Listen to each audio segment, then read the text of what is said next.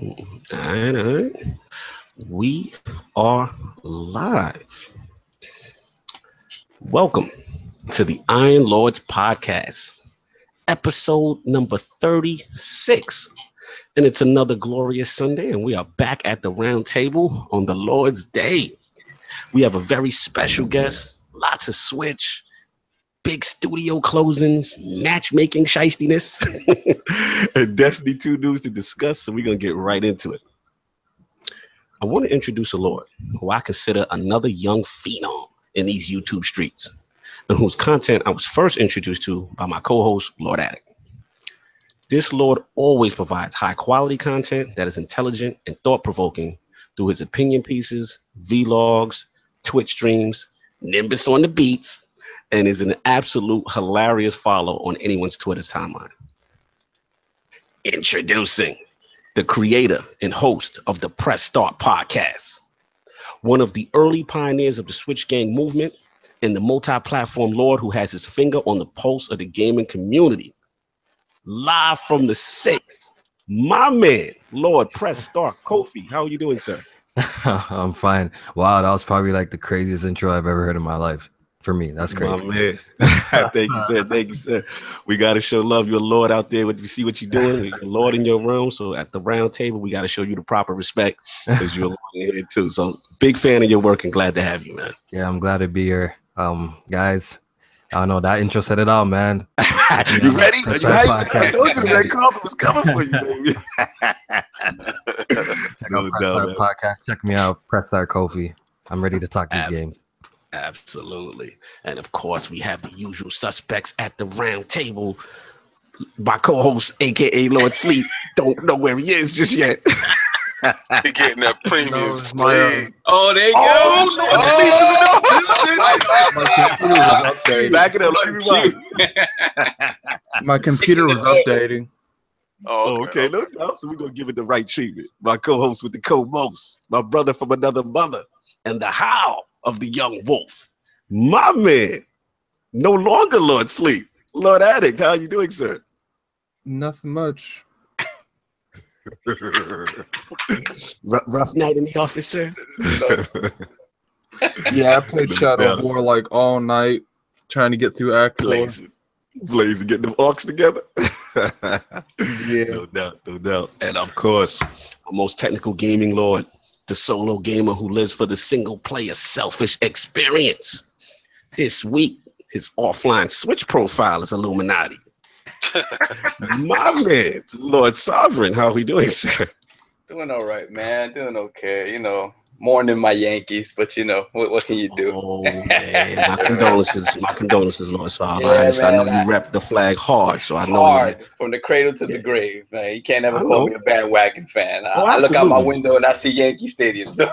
You know what I'm saying? We for the BX, so you already know. Like they tried hard, man. They tried hard. I'll say this though: there are things about Major League Baseball and how the game is played that bother me. Like when the Yankees aren't hitting, it can't be home run or bust. Like, and this goes for any major league team. If you aren't hitting, you have to do things to manufacture runs. You gotta bunt, you gotta hit and run, you gotta tag up, you gotta move runners over. They weren't doing any of that. I mean, but isn't that the manager?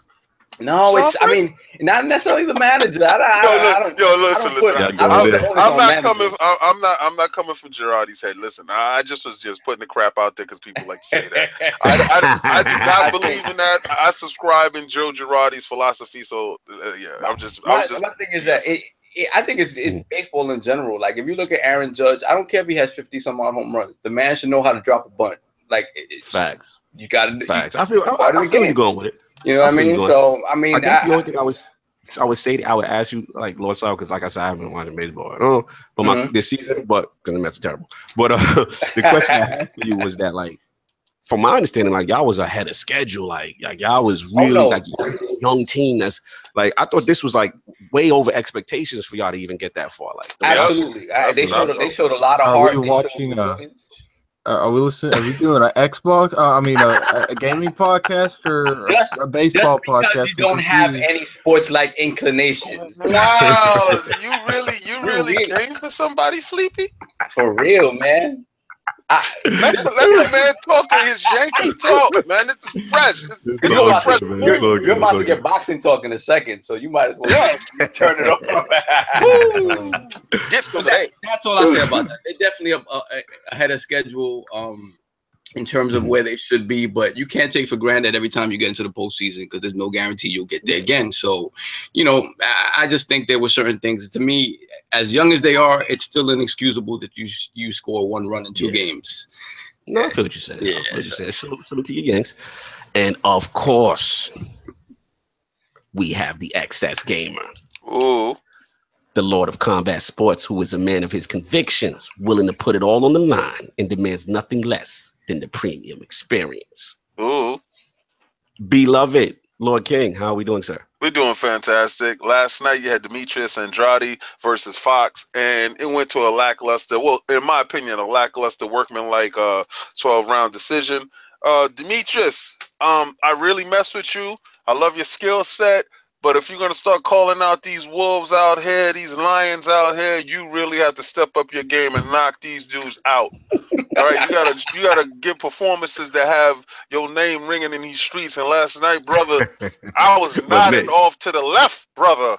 But I do watch all your shows. It was on HBO last night. Tune in. R.I.P. the Yankees. It was fun. I was on. I was hoping. I had my hope flag. I was Jesse Jackson for you guys. Because you know I don't pay you no attention. I'm a fake fan. To post. you the dude that turn it on when the playoffs start. Like that's right. If you in the playoffs, if you work that hard, I'm the fake fan that's there like. I'm the same way with basketball and football. If our New York teams are in the playoffs, I'm watching, but not during the season. Nah. It is what it is. No doubt. Okay. And of course, it is Lord Cognito here, spreading that gaming realness on the ILP, not telling you what you want to hear, but what you need to hear. So before we get into what the Lords are playing, I want to discuss Lord Kofi's video game history, his video game views from the 6. That Switchgang movement, bottles on your head, and the creation of the Press Start podcast. So, Lord Kofi, let's start from the beginning. Like, what are the first kind of systems and games that you had that you bought like back in the day that got you into gaming? You know, just like most people with siblings, growing up, I had a Sega Genesis in the house. Is this a Sega? Okay. Had a Sega Genesis in the house. You know, I'm not really old. Not taking shots at some of y'all, but no. You can take shots. When the Iron Lords are old. I'm a little bit of a young blood, so my gaming history don't go back to like Atari. Like I know some people. Some y'all old like that. But yeah, so the first console I actually laid eyes on was the Sega Genesis. Sonic 2, Mortal Kombat 2. Aren't you? We can actually say we're blessed that we didn't start with the Atari. No, that's not blessed. So definitely a blessing. Yeah, so that was the first console I've actually laid eyes on was the Sega Genesis. Played with my older brothers, gaming. Always used to get slapped. Funny now, they can't touch me in any game now. So table was returned. But the first system that was purchased for me, dedicated system that was purchased for me was a Game Boy. It was a Game Boy Color. Yeah, interesting. I remember my dad buying it for me in New York when I went to visit. Yeah, so that was like my very first video game device that my parents actually purchased for me, and maybe that's why I have such a love for handheld gaming. It makes sense. It makes sense. Yeah. Quick question, Lord Kofi. Lord Anchorman in the chat asked, how old are you? Because this is Young Wolf talk. Yeah, I'm 24. 24 in the building, baby. That's what's up. Yeah. Continue. So then from the Game Boy, where did you go off from next? So the Game Boy, obviously, growing up, I went to friends' houses to play PlayStation. I never owned a PS1. I was an N64 baby. When my dad brought that home, big fan of the N64. Had them from Bomberman, Super Mario 64, Diddy Kong Racing Classic, all time. WCW, NWO Revenge. Whoa! Kofi, yes. dropping bombs. Yeah, so baby. Yeah, That's so, like the greatest wrestling series of all time. yeah, Revenge is my favorite. I know some people like No Mercy better than Revenge, but Revenge was my favorite. I still play that game, you know, when family get together. All my brothers we play together, you know, great game. Then from there on, you know, what do we have? We got a Dreamcast at home too. So I grew up playing the Dreamcast. I still have all my Dreamcast games. Then surprisingly, I got an Xbox, an OG Xbox. You know what I'm saying? So so I didn't get a PS2 until like way later. But when the original Xbox dropped, we got that at the crib. You know, I was a real big fan of Halo. You know, Halo 2 was probably my first online game that I ever played. Wow. Thinking about it now, yeah, Fusion Frenzy, all of those games. Yes. And ever since I, you know, started working, got my own job, I've pretty much purchased every platform from there on out, basically. Wow. That's some crazy history, man, because you've got like, you're really eclectic. Like you're all over the board. You had the Game Boy in there. You know, you like, started initially with Genesis. Like, I used to feel salty not owning like multiple platforms as a kid, you know, like trust me, having the Xbox, OG Xbox, and all your friends had PS2 at the time was kind of like tough because they're playing all the classics. Yeah, they're playing like Dragon Ball, you know, the Budokai games, and nigga, we got like Dragon Ball sagas. Like, you know what I'm saying? So like I used to be over at my friend's house like playing that shit. Until I got it I got it a little bit later, then I got a PS2 later. So, you know, I know the struggle. So ever since then, like I always had that mentality of like, I just want them all, you know what I'm saying? I just want them all. Ever since then. So ever since I got the 360 saved up, bought a PS3, ever since then I've been gaming on everything though, like pretty much. That's what's up. Yeah. So that's where you get that well-roundedness. That, you know what I'm saying? You're able to understand all the platforms, see it from different perspectives. I don't really like, you know, I know some people are like really diehard fans of like the consoles itself, but like I've been just more interested in, you know, the software outside, you know. I just care about the game. That's dope. I don't really care. That's dope. Yeah, Kofi is one of the only people I know to finish Act 4 on a Shadow of War in the streets here lately. And let me tell you, it's not that I'm bad, doing it, man. There's some rough spots. I mean, that game came out hot. Did y'all get early copies or something? I thought it didn't come out until November 7th. You funny. See, that's that premium music talk. You want them 4K textures. Well, first off, Kofi probably has it on PC, so he got the superior version. You're waiting for the generic version. So. Well, you know what the best part about it is, I said it didn't come out yet in my world. So stop worrying about my world. Y'all waiting for that Xbox One X definitive edition, right? Yes, sir. Yes, sir. But I gotta justify my purchase. I'm sorry. I can't go play games now, and then when I get my system, I'm like, and what's next? No. It doesn't matter. You ain't gonna beat that game. I don't see you getting past that grind. It's not as bad. Like, it's not. People are kind of overhyping like Act 4 is like 30 hours by itself. I'm like 3 or 4 hours in, and I'm on like the stage 7. There's only 10 stages. Look, what's it called? For an open world game, you know, honestly, you could 100% this game. I'm talking about collecting all the collectibles, doing all the side missions in under 50 hours. Like, that's not that bad. Like, people are kind of that's not bad. That's not bad. A little bit, like. But don't lose any of those defenses because it's going to increase another 2 hours. I got no chance. I feel like capturing the bases is actually easier than defending, to be honest. Oh, it is. So even if you lose, like it's actually because they throw a lot of orcs at you when you're defending, like at different levels and shit. It's actually like there's a couple of times where like what siege was it? Or maybe it was siege level 9. It was actually pretty, you know, challenges, but I actually lost it, right? But recapturing it was actually pretty easy. I feel like they throw less powerful orcs at you. So it's not that they throw less powerful orcs. You own some of the orcs if you infiltrate the base. You only face like one orc. No doubt. So we're gonna definitely hit that Shadow War talking once the Lords are playing. Just want to finish up with the Lord Kofi himself as far as views from the 6. Now you from Canada, correct, Loco? Yeah. Right.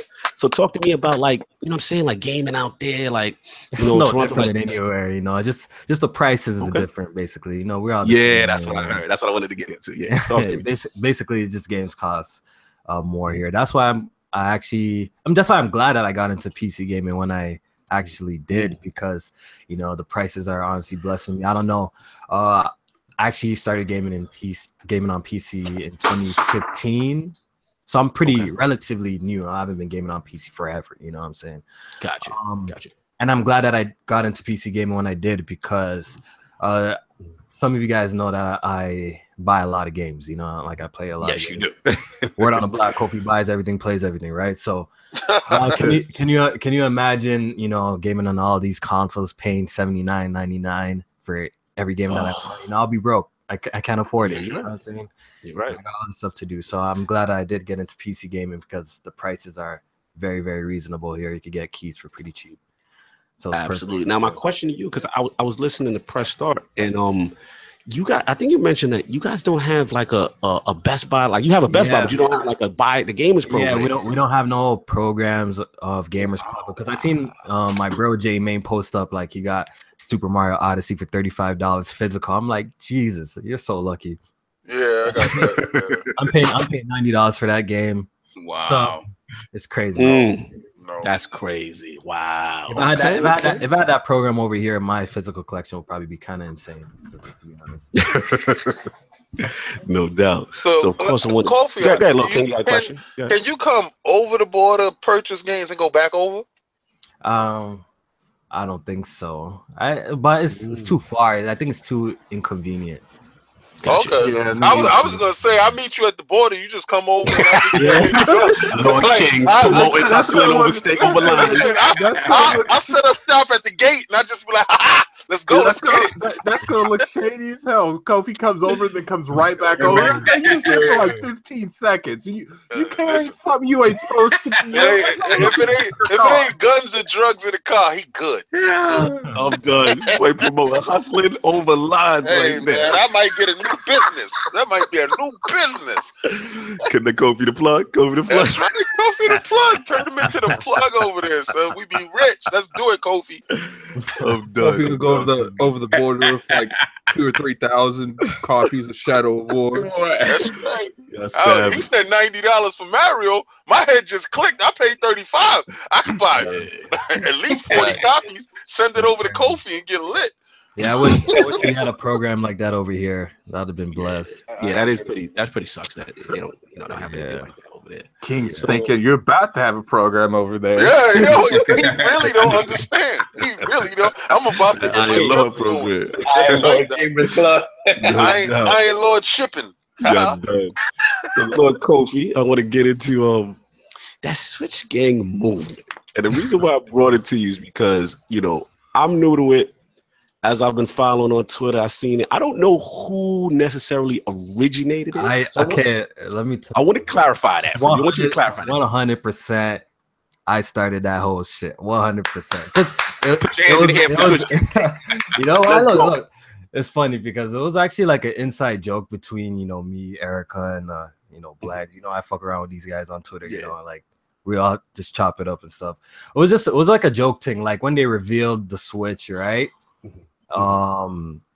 Right after the conference, I'm like, yo, who's down with the Switchgang or some shit? I have a tweet with the date. I think it's still up there. You took a search. And ever since then, like, you know, we've been just using it just to talk shit, you know, and just have fun with it. You know what I'm saying? It's nothing too serious. Like, I'm not really, you know, walking around with a gray bandana, you know, hitting dudes over you know, I'm not walking around with a Ciroc bottle hitting dudes over the head. You know, there's no bottles in it. It's not real. You know, I might have taken it a little bit too far, making those songs and shit. But I was just trying to be, you know, trying to bring some entertainment, because you know you can entertain people without doing, you know, back and forth internet drama like some people like to do, right? So the crap side. Yeah, so yeah, I was just making some fun music videos. Started off as an inside joke, kind of blew up, kind of, you know, pretty big that people are using the term and shit like that. So it's pretty funny to watch. Yo, salute to Kofi. Now, I got the official confirmation on the ILO podcast that he is the originator of the Switchgang terminology and the movement. So salute, because I've been repping it hard. Videos saying he's a liar. I've been repping it hard. I thought it was the coolest thing. Everybody on my timeline doing it because just like you, Lord Kofi, we kind of saw it from the beginning that it could be a movement. You know what I mean? So we was out. Yeah, it finally did. It actually did turn to something bigger than it actually was supposed to. I think it was probably the music videos that I did some shit. Then Omega seen it and like, oh shit, yo, we need to make a song together. I'm like, all right, let's do it. And, it was just for fun, it was all fun. That's all it was. Absolutely. We love what you're doing out there. And of course, the last thing I want to talk to you, Lord Kofi, about was also about the creation of Press Start. So how did that come about? Because I actually like your team out there. I believe it was J-Main, your man, Jack Move, Erica, very cool, Alex, like very cool, diverse, you know what I'm saying, cast and panel. So like, tell me the whole start of Press Start. How Press Start started, I was influenced by other people in the community who have started doing the whole podcast thing because BG and Weapon Wheel, they're an influence. I'll give BG a shout out, even though shout out to Lord BG, be a fan of his. But I just been seeing it and I wanted to create something, so I've been like throwing the idea with my friend Jay Main, been bouncing back. You're never gonna live that down now. BG's gonna say something every time he can now. Yeah, I have audio proof because of me. Yeah, so I was bouncing an idea, back and forth with my boy Jay Main, and we're just talking about like, yo, I'm thinking about starting up a little podcast. So one day I actually, did an episode, and it started off good, but one thing I noticed is that like we were growing extremely pretty fast. We started off doing Press Start podcast, every 2 weeks, bi-weekly, and just not that long ago we actually started doing it weekly. And overall it's been pretty good. Like at first I didn't have a solid cast actually. That's actually kind of new. I always had people who were on the cast like J Main, Jack. Those guys were there from day one. What I'm saying? Dope.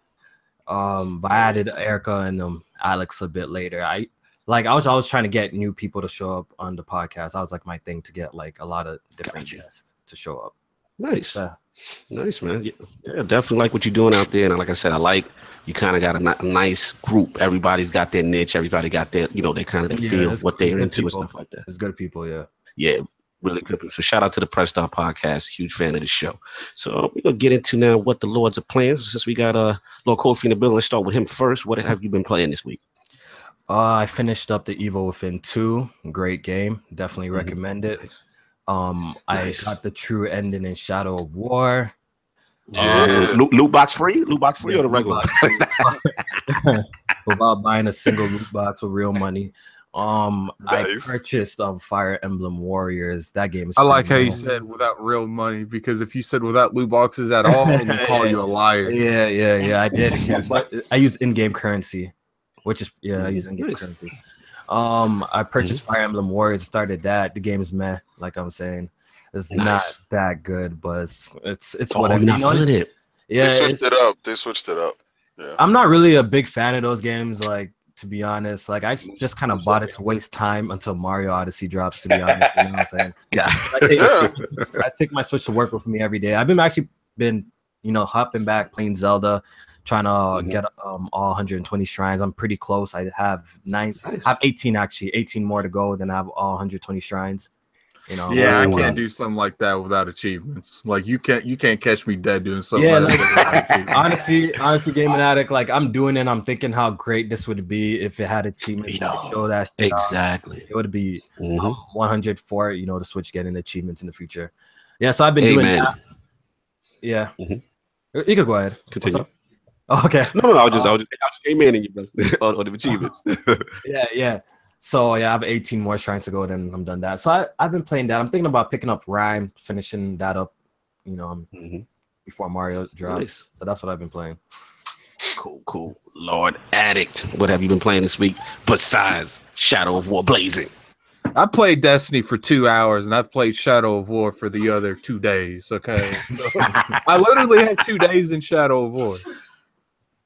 Wow. Wow. Wow, Yeah. you going hard, man. That's what's up. I mean, you know, I want to go on a little mini rant real quick, okay? Like, Make it quick. who said this stuff about Shadow of War? You can only get legendary orcs through loot boxes. Yeah, I heard that too. I heard that too. I heard that. I even said that shit on my podcast. That's even clarified because that's not true at all.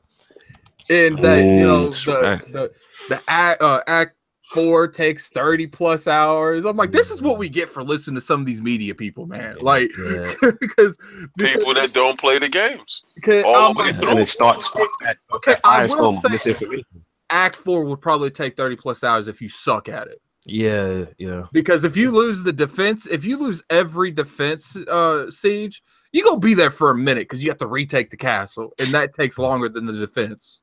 Mm-hmm. Doesn't that go into our last topic last week where people that aren't qualified are reviewing these games?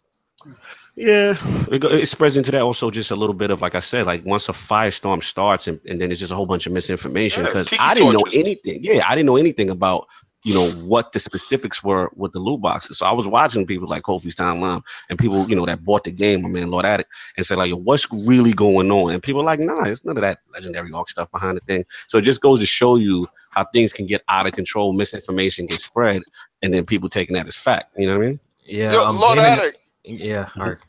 Addict, I wanted to ask you a question, right? Let's say I purchased this loot crate, right? And I get this legendary orc or whatever y'all talking about here, right? Can I lose him? Yeah. Yes. That's what hell with that. I'm not doing that. That's why spending money is honestly retarded in this game because your orcs can die in combat. So like, why? Do you know how pissed I would be? I paid $5 for this orc and he go lose in battle. I will break my teeth. That's like, what's funny is I wanted to ask Addict something like, you know, I've used the in-game currency, right? Because obviously that speeds up the process, right? So, you know how when you're in the market and you want to actually deploy your orc, you know what's kind of bullshit? Like I opened basically a loot crate and I placed them in like one of the positions, right? And I was doing it again, but basically like my whole place is full up, right? So basically they kill each other. You know what I'm trying to say? So basically I'm saying I killed the guy I just opened. Someone. Yeah, it forced Wow. So basically the guy that I just put in there, I was putting another guy in there and he killed the guy. You know what I'm saying? So it's kind of bullshit. Yeah. Can you imagine paying real money for that to happen? Like that would be Yeah. MKai in the chat says, "Can we have loot insurance? You gotta buy insurance for your loot crate purchase." No. Yeah. So honestly, I think the loot boxes in that game is pretty pointless, especially if you're buying orcs and shit, because they could freaking die and just waste some money. I thought they'd be invincible. They'd be the unstoppable godlike orc. I'm not. No. Are they stronger though? I thought they said they were stronger though. No, they're not stronger. They're just legendaries. Like I've known because they give you in-game gold. To try it once. To try it once. And I did notice the time that I used the in-game gold, I got nothing but legendaries. Yeah, so they encouraging that. It's more of you spending real money, but you can get a legendary orc from using the regular one. Silver. Yeah, you can. The thing that's funny is, you know, it's what I've said a lot. For those that's been in parties with me, there's these things called the pits. It's where you pit up an ogre against an orc against an orc. Yeah, you have to do it for a variety of things. And the funny thing about it is, like, when I got that gold, I sent that legendary in there to infiltrate him into a war chief, and he got wrecked. And I'm like, if I would have paid money, I'd be very mad right now. I saw that video clip. I saw a video clip of one of your, I think it was one of your orcs. They put a bomb into his stomach and they blew him up or something like that. It was crazy. Like, that's crazy. They were going one-on-one, and one of them he ground and pounded one and beat him, and then he just blew up. And then it seemed like he put a grenade into his stomach or something like that. The question what you Tommy asked is how often. The $1 million question is how often did y'all run into legendary orcs? A lot. A lot.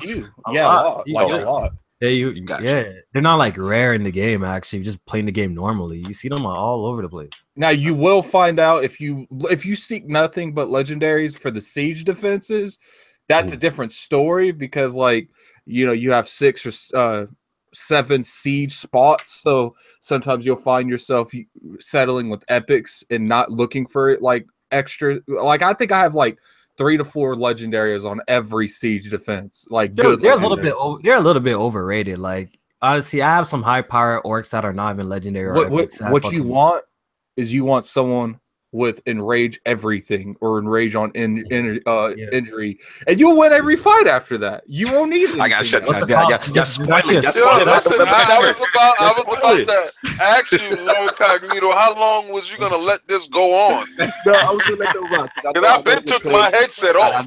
I know everybody, was bought it and they're not like us. I'm in the minority. I did not, buy it just yet because I'm waiting for the Scorpio version for that premium, kind of experience.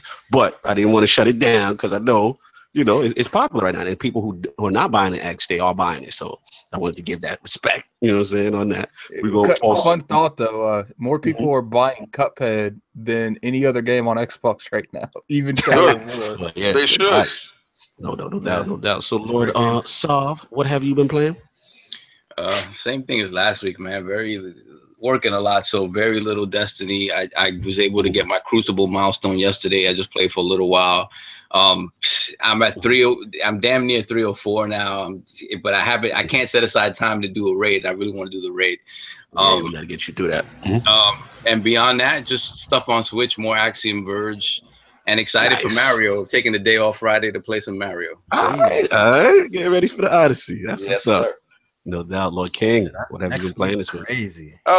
Destiny to much dismay. Don't go in too hard. Save it for my topic. Yeah, I got it. I just want to say, like, this week, I started the Nightfall. I waited for Tuesday like everybody else, and then we got to the Nightfall, and the Nightfall was the shadow dude that was disappearing at the end. And you remember, me and you, we did it, right? So okay, so we got it done that day. After you had bounced out, we had got it done, right? So the next day, I said, "Yo, I'm gonna jump on with the rest of my characters and knock this stuff out." And it was switched. It wasn't that same Nightfall. So I was perplexed. I thought I was in the Matrix. I really thought it was a butterfly effect, the Mandela effect. I'm like, I know I'm not bugging. I know for sure because I recorded it. I know for sure that I went back and I looked and I'm like, what's going on? Well, they had a hot fix. Actually, they said there was a lot of bugs in it. All right. So this whole week I've been doing Nightfalls every day, at least like 10 a day on Why are you doing so many Nightfalls though? Oh, everybody in my clan has been wanting to get past it. Got you. So we've been doing it on Prestige. I got a way to do it on Prestige and to knock it out with the 5 minutes. So I'm getting everybody their Rat King and giving everybody halos. Cause like, I'm giving them the Christ look. Here you go, boom, bang, boom, bang. Take that aura, run around the tower with that. With your aura. Yeah, but I've been doing Prestige all week. So no doubt. Anything else besides Destiny? Or just I wanted to do the raid, but I'll save that for your topic. Yeah, we get into that. No doubt. No Cognito here. So for me it's pretty much I kind of when we get into my topic, you'll understand why I've kind of cooled a little bit on Destiny this week. I got the Nightfall done with Lord King, and then shout out to Reeve, shout out to Demon. We got some other stuff done, but man, I've just been really hopping back on my Switch. I want to shout out Dark Media. Wolverblade, man. This is my low indie game right now on the Switch. Oh yeah, that's nice. Having so much fun with this game. It's like Kofi. I don't know if you ever seen it. It's like a hack and slash kind of old school beat 'em up joint. It's like $20. Yeah, have you seen it? Oh no, I haven't. Yeah. So basically, if you look on the eShop, it's like $20, and like I said, name of the game is Wolverblade. They talked about it on the Nindy showcase. Like not that long ago, but I've been having a good time with it. It's co-op, real brutal. So shout out to them guys over there that made that game. It's really, really fun game. So other than that, just been kind of getting ready for Mario, getting my stuff together as far as the Switch is concerned. So it's gonna be big. So we're gonna get into this last poll. So last week's the ILP poll is in. The people have spoken to the question with games like Cuphead, Zelda, Dark Souls, Hellblade, etc. Are we seeing a resurgence of hard difficulty games becoming popular? The winner at 97% in the most lopsided ILP poll ever is the yes, real skills are back group. And coming in at a whopping 3% is the no hard games do not equal good games group. So I want to thank for those who participated in that at Iron Lord Podcast Twitter poll. What do the Lords think about this? They spoke.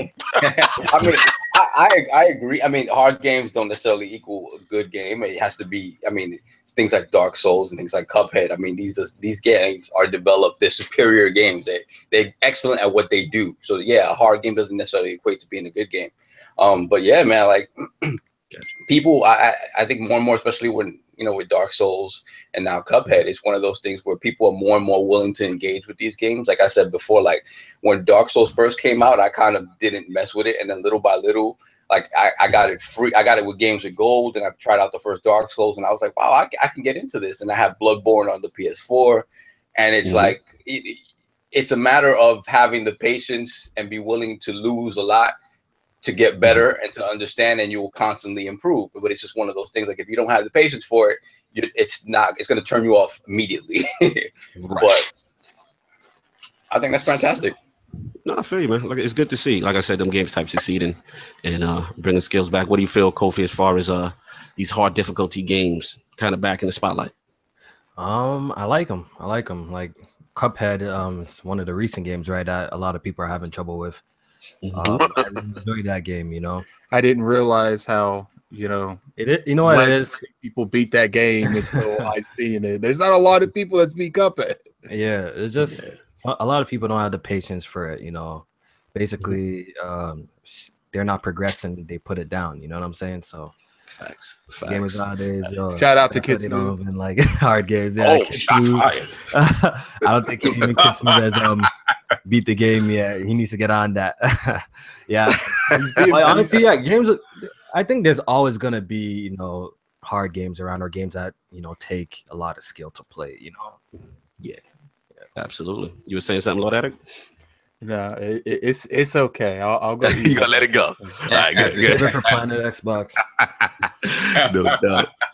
Wow. Bang, bang. Bang, bang.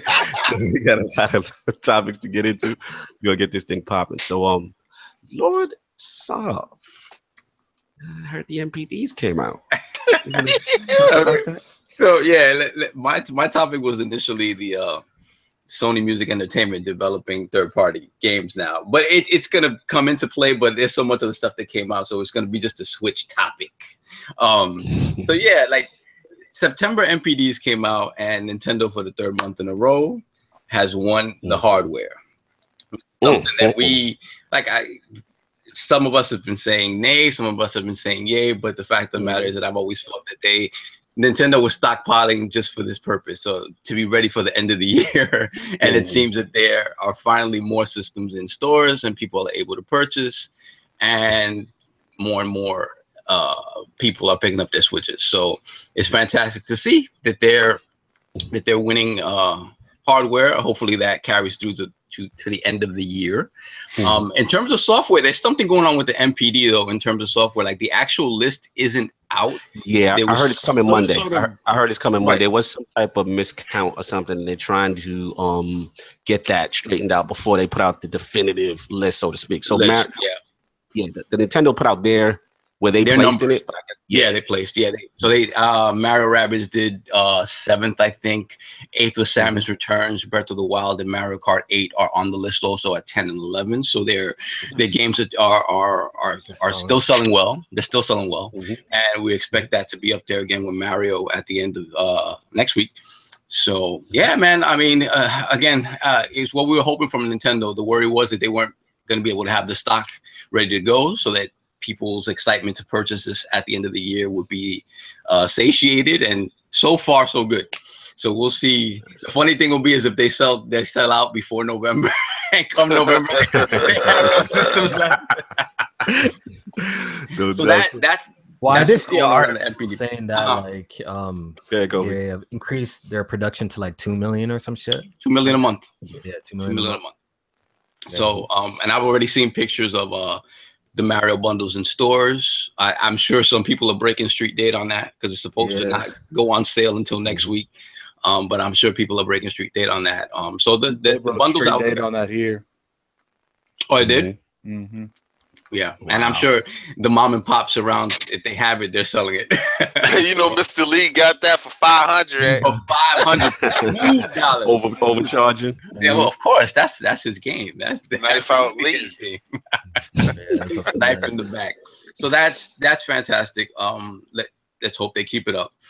In terms of let's not. Hope yeah, I know you hope not, but Loco, just so we give Kofi context, two of the lords here, both the lords are split on the round table. So we got me and Sav. We believe Nintendo will win November NPD.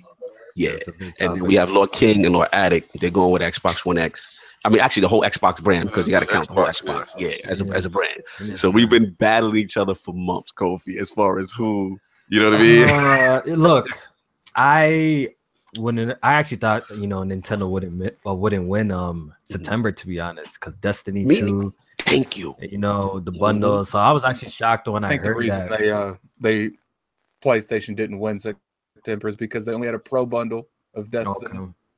Yeah, so it's definitely gonna be interesting times. Like, I really don't watch NPD too tough, but like obviously with the launch of the Xbox One X, everyone's paying attention to see, the interest. Basically, everyone's trying to gauge the interest for this, because a lot of people have hyped this console up, and we want to see if it wins NPD. Because if it doesn't win, damn, Twitter gonna be lit.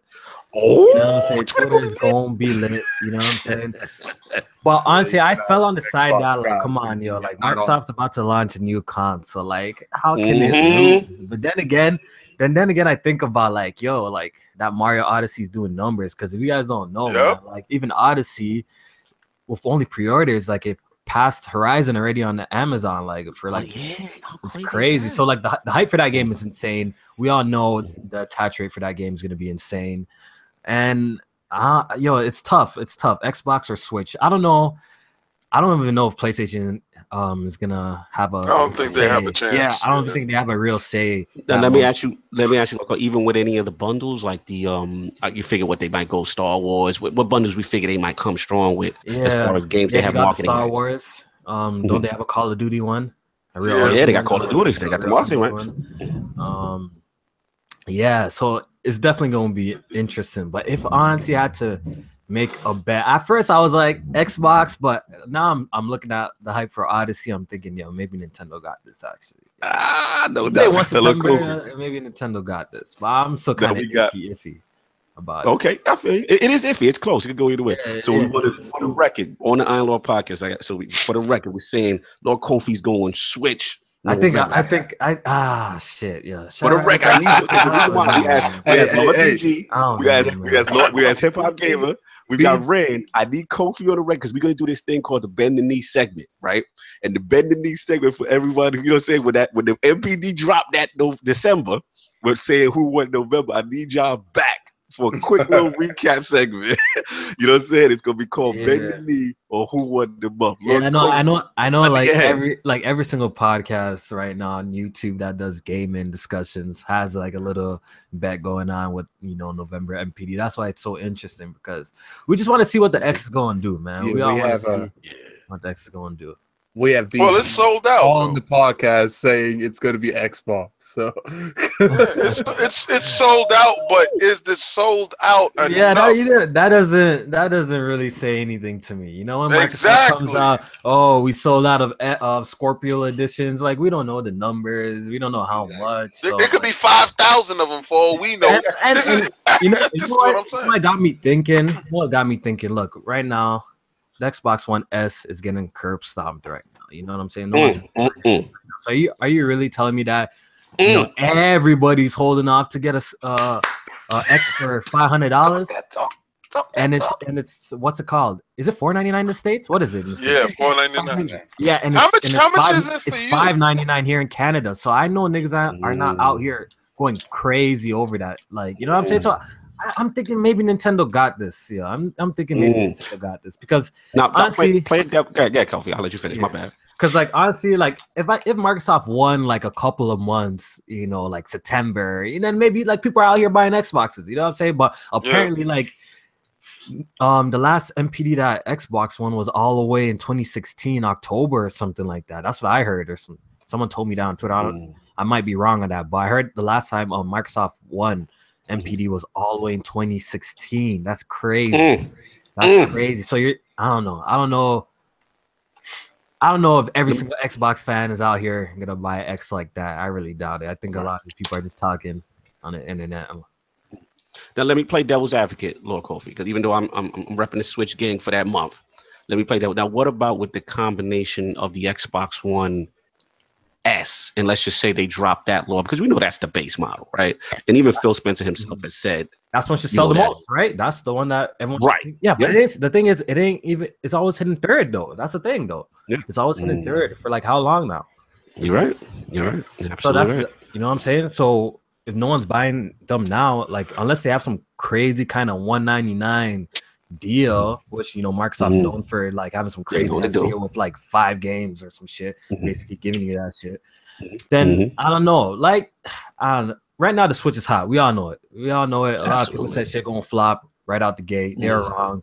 Right now the Switch is hot. You know, got one of the biggest games dropping. So it's very likely it's obviously a battle. I see a battle between you know, Nintendo and Microsoft, really, because they got a new console.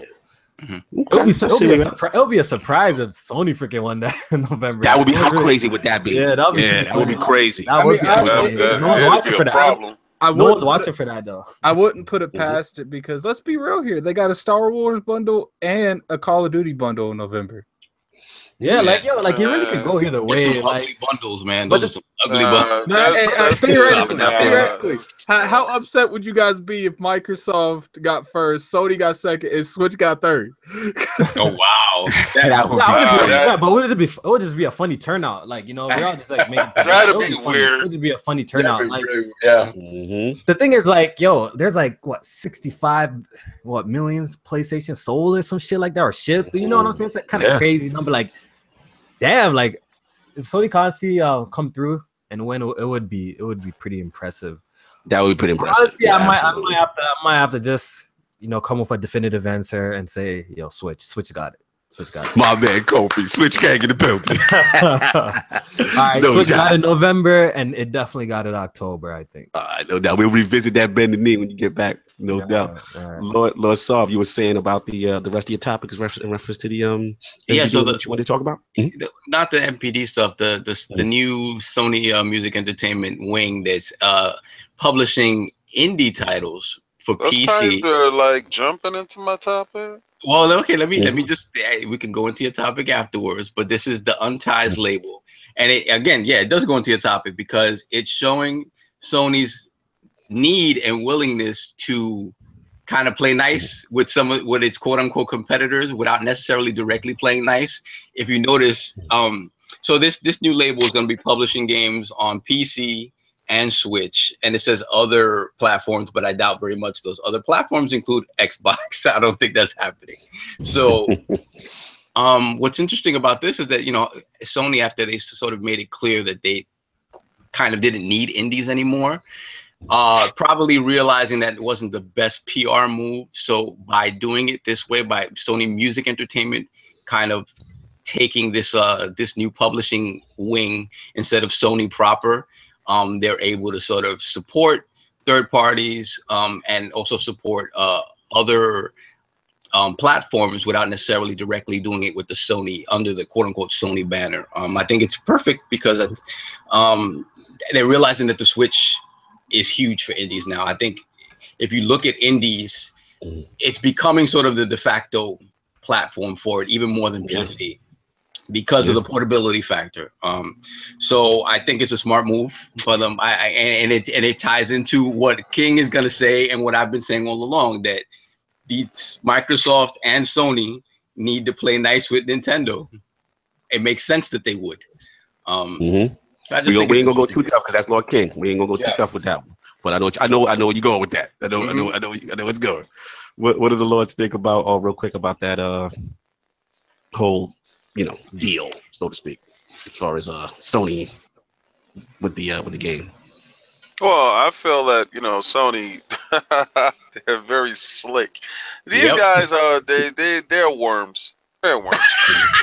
They're worms, man, and everybody's infested with worms. So, listen, what they're trying to do is they're trying to make sure that they cover their bases, and I feel them. I would cover my bases as well. If you see somebody hot over there, you're going to try to associate yourself in some form or factor by tagging their name in something, or every time they're doing something, your name is linked to it. So they understand that these guys is getting bread out here and they're moving, and they don't have a handheld system in these streets. So why not produce games that can be put on this handheld portable slash? They're not looking at it as a home system. They're looking at it as a portable. And yeah, get our games on it that are in that portable space. Let's make some bread off of these dudes, but let's do it in a way that it doesn't say Sony. It says cheapy games, and people don't understand that cheapy is Sony. Now, Lord King, you want to just bleed into your topic right now as far as your your whole switch finesse. You got the switch finesse thing going on. Yes, you want to sir. explain it to the round table? All right. Well, check this out, guys. I've noticed Nintendo, and since their humbleness from doing the Wii U, they got humbled, bro. They really came in on a high, and they was just like, yeah, because that Wii had them smoking. They was smoking in these streets. So selling 100 million. Come on, man. You think you can't do no wrong. Well, they did wrong. They did wrong.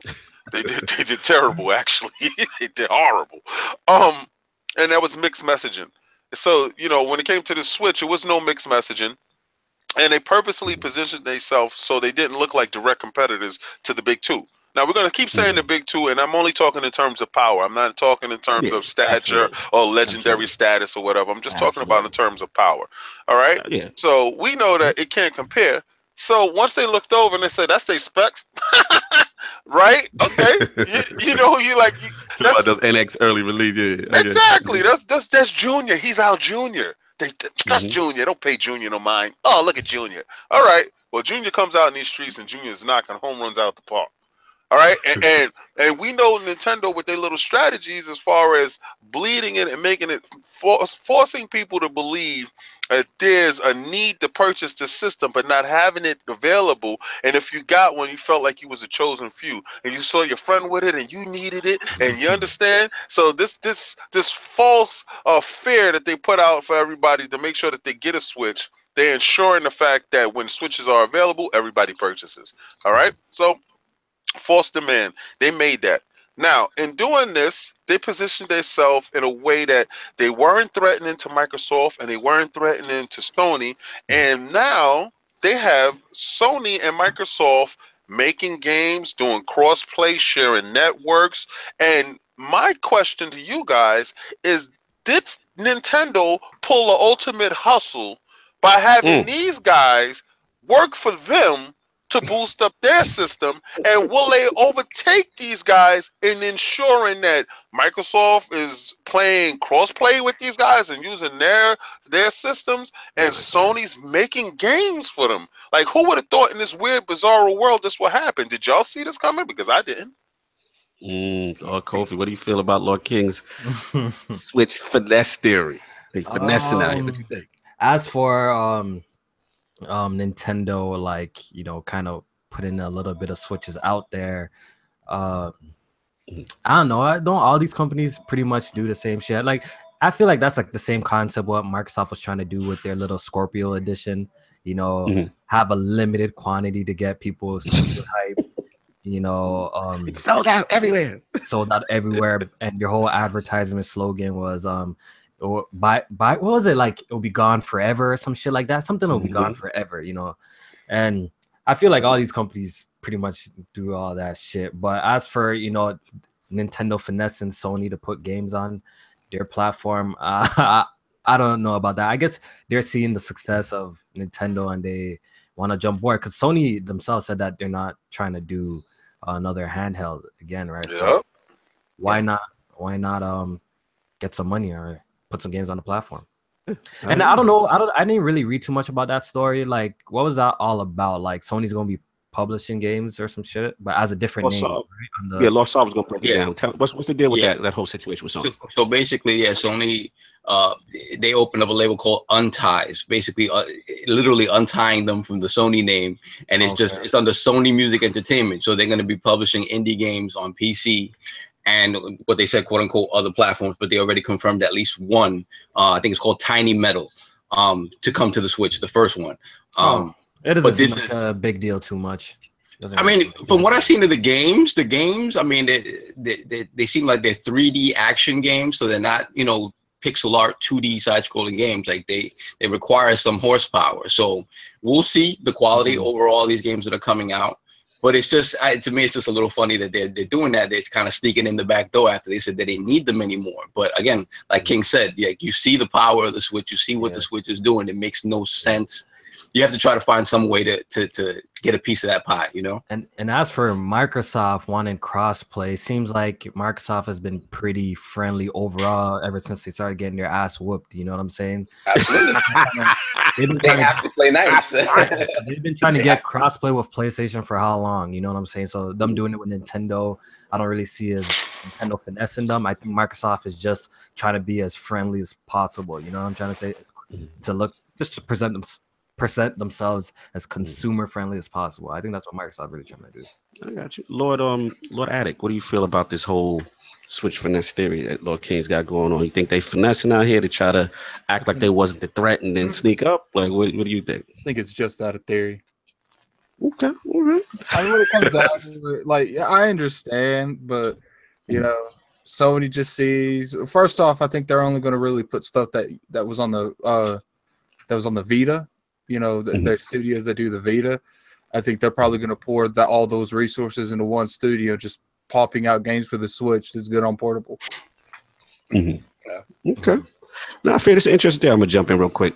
I mean, yeah, I hear where Lord King's going because it's kind of interesting. Like when Switch was announced, like, you know, let's be honest. Like, I mean, for the most part, the industry kind of, I won't say rolled their eyes, but until they got the information, it was kind of like, okay, we'll see. You know, kind of thing. And as the advertisers started to come through and, you know, you start to get an idea of what this thing was. It was like this hybrid console. And to be honest with you, Lord Kofi, like that's what sold me when I first saw that initial commercial. As soon as I seen that you could play it anywhere, it was like a handheld. It's pretty much a portable. It's a handheld, you know. You could call it a home console all you want, you know, but it's freaking dead. It's a tablet. You know what I'm saying? The fact that it's a portable, right from the beginning, I thought it was going to be a success as soon as because what Nintendo handheld is not really popping, you know what I'm saying?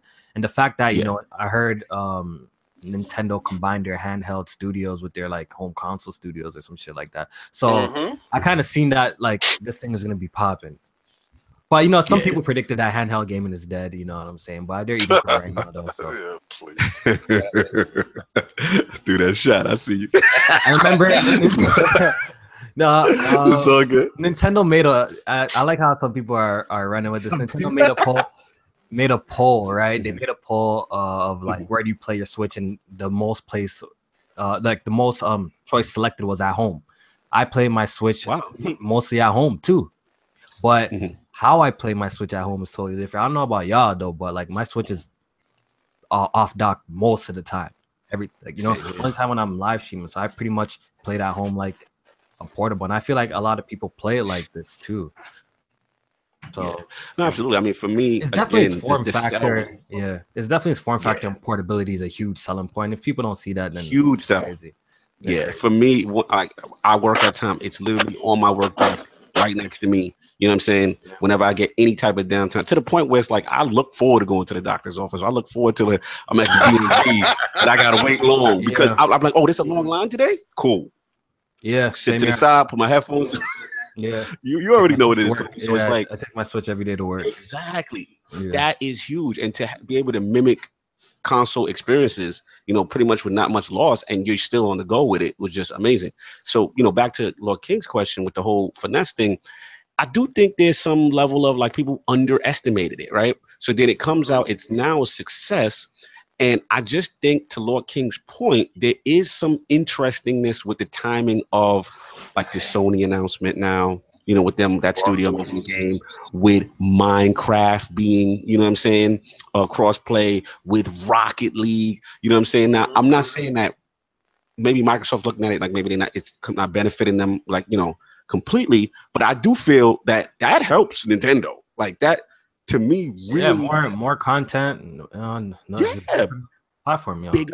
bigger player base, you know, as far as the online. Shout out to Triggerman in the chat. You know what I'm saying? I hear what you're saying as far as the crossplay, but the way I look at it, as far as the reason why I think it's a benefit is because when you have a game and ultimately like the community has gone on from it, that online lobby shrinks. So if you have more people in a pool to play from your game, to me, it just lasts longer. So I think ultimately that's one of the benefits of it. And I've seen him in the chat asking about like what he feel about it. But yeah, man, I think it's one of them things that's like slyly Nintendo's kind of getting to eat off of that. And that's what I feel like. I don't think that forward thinking to kind of purposely do it, but the fact is like they kind of slyly eating off of it because it just makes sense. The form factor of the system, the way the system is perceived to be used, is an indirect competition for the most part with what the big two are doing. So I mean, I think the big two are realizing that there's no reason not to get in bed with them in different ways. It just doesn't make sense. I think the whole reason with Sony is they're like, look, we have an infrastructure in our company that makes games for you know, handhelds. It's useless not to use them now since we have an outlet for a handheld. We might not own that handheld, but at least we can make some money off the stuff we used to do on the Vita, but not have to produce the hardware. Yep, exactly. And I feel Microsoft has software that you will see Spartan Assault. Hear from me. You're gonna see Spartan Assault on that system. You're gonna see Halo Wars, probably 1. I don't think 2 on that system. I doubt to see that though. But Microsoft is going to produce games for that system. That system is going to get to the point where I'm noticing it, and I'm saying it, and I'm saying they have positioned themselves that we're the non-threatening friend. Go ahead, change your clothes in front of us. We don't care what you got, and they do care. Listen, I'm telling you, these guys is pulling the ultimate finesse. Sony gonna do some old HD remake of some old games and put it on their joint. They gonna be like, yo, listen, you can eat over here. It's okay. It's safe. It's fine. Nobody's gonna look at you weird. Honestly, if like Nintendo plays their cards right, they honestly could have in their hands like one of the greatest portable systems that I've ever absolutely. Ever. You know what I'm saying? It just depends how it depends how they manage it, you know, what content they bring to it, you know, the updates, what people want. Like if they do it properly, like when I hold my Switch, it feels amazing. You know what I'm saying? Like it's funny you said that. It looks great. That's the biggest difference between the Switch and the Wii U, besides portability, is the Wii U gamepad felt awkward in my hand. Yeah, you know, it feels a little bit of a toy. This one feels like it looks good. It looks like a premium product. Yeah, you know, I feel like it was designed to be seen with. I know. Game and Addict played Zelda Breath of the Wild on it. You played Zelda on it. Like, how does the game look on the display? It just looks. I don't know to you, but to me, it looks like a magical. I don't know where my dock is. Like, to be real with you, I have no clue where my dock is. You know what I'm saying? It's like it's just pretty amazing to see such a quality, like, you know, looking game on such a small form factor like that, and that's the sell of it. I think once people actually play it and try it out and see how good the games actually look on the display, people will understand immediately. You know, the appeal of the console. You want to jump in? Yeah, it's funny that he mentioned like the updates and stuff, because the new update just came out, the 4.0 update that brings the Switch further into the 21st century. Step in the right direction. We got USB headset chat. What we got? USB headset. We got USB headsets. What else did they add?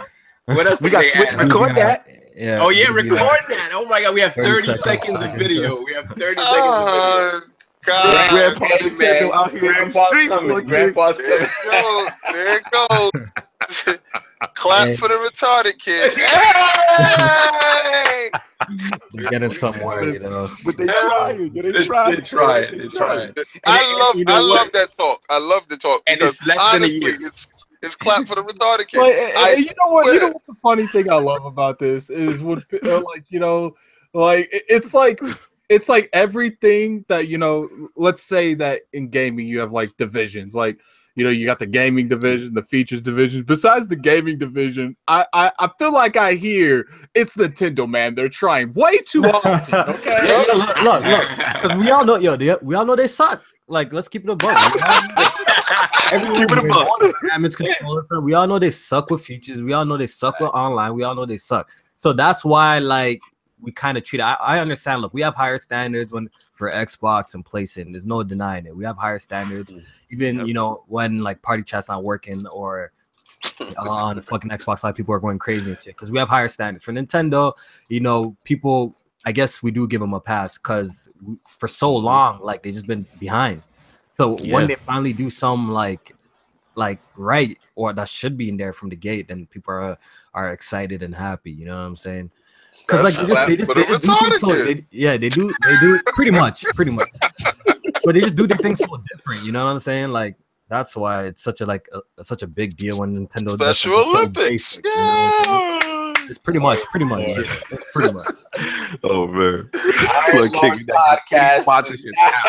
I know podcast is not discriminate. Pretty Listen, much. He's saying facts though. He's saying facts. It is pretty much. It's facts, man. Come on, they get what I get in you know, disputes and stuff with, like, you know, the lineup on the Switch. It's like, look, like, you know, I get that people like certain games on the Switch, but, you know, I am kind of a closet, you know, achievement person. I like achievements on the down low. Like, I don't really tell a whole lot of people that if there's a game on the Xbox, it's being bought on the Xbox for achievement. So I feel you, and I totally understand that logic. I mean, the way I look at it is, I mean, what I love it. I mean, I heard there was a rumor that they could be working on it, so I'm hoping they're working on it. Apparently, we'll see if they come though. I hope they come. Yeah, that would be dope if they included that, Kofi, with the online subscription and really go hard. Shout out Low Smooth in the chat, baby. Yeah, different name. You know, if you ask me, man, I don't even know why they're charging for this shit, because like this shit, honestly, you don't have a voice chat, can't even send messages, you shouldn't be charging. Like, that's how but look, Kofi, they just added the feature that if you get a text message, it don't interrupt you. Yeah, see what I'm saying? Like, that shit retarded to me. Like, honestly, yeah. It's part that, like, look, like, you know, people on Twitter, you know, Blandrew, Dr. Dre, are like, oh, I don't know if Blandrew said it, but I have seen Dr. Dre. It's like, oh, third party support's coming. I'm like, okay, you got Doom that came out like 2 years ago. Well, it was last year, and you got but you know, Wolfenstein coming out maybe 6 months later. You know what's funny though? Like, if you honestly bought a Nintendo Switch expecting all major third-party games, I'm gonna slap yourself real quick one time. You know what I'm saying? Baby, try to slap yourself real quick, because you know we already know its hardware limitations. It can't play every single next gen experience. Absolutely. People look at me weird when I say I only bought it for first parties. Like, I have no interest. Nothing wrong with that. Nothing wrong with that. That's what I do with my PlayStation right now. Nothing wrong with that. It's and like for you right now, there's nothing grabbing you into like those big releases and, you know, Odysseys and all that stuff. So I get it. You know, I totally get it for you. It's just one of those things. Like, I have to see some gameplay on not gameplay, but I have to see how like I hate on Odyssey, bro. It's not that I'm hating. It's not even low key hating. Well, it's not that I'm hating on Odyssey. It's that what I played at E3 was cool, but it was like nothing grabbing. Like, it didn't get me hyped for the game or anything like that. You know, I think it's a lot of it's a nostalgia. Like, if you like I said, I have a big history of like Mario 64 and stuff like that. 3D Mario. I guess if you really play those type of games, like, I can understand. Like, you don't care for them. It's like I was telling you know, Lord Cognito, like, I played Mario 64, Mario Odyssey, and Mario Galaxy and Sunshine, but I ain't never beat any of those games. So it's really not your cup of tea. So I prefer the platforming ones, like the 2D platforming ones. See, I'm the opposite. Like, the 2D ones are okay to me. I like the 3D ones better. Yep, I'm going to play the hell out of that game. That's the only game that came out in October. And that's fine. Like, people like not getting games till November fiasco. I don't know why it bothered you. You're playing. I can wait a week to play Assassin's Creed and Wolfenstein. I can wait a week. It's all good. It's all good. So we gonna wrap up the Switch Finesse topic. Lord Addict, you got to talk about Visceral. What's going on, man? A lot of stuff.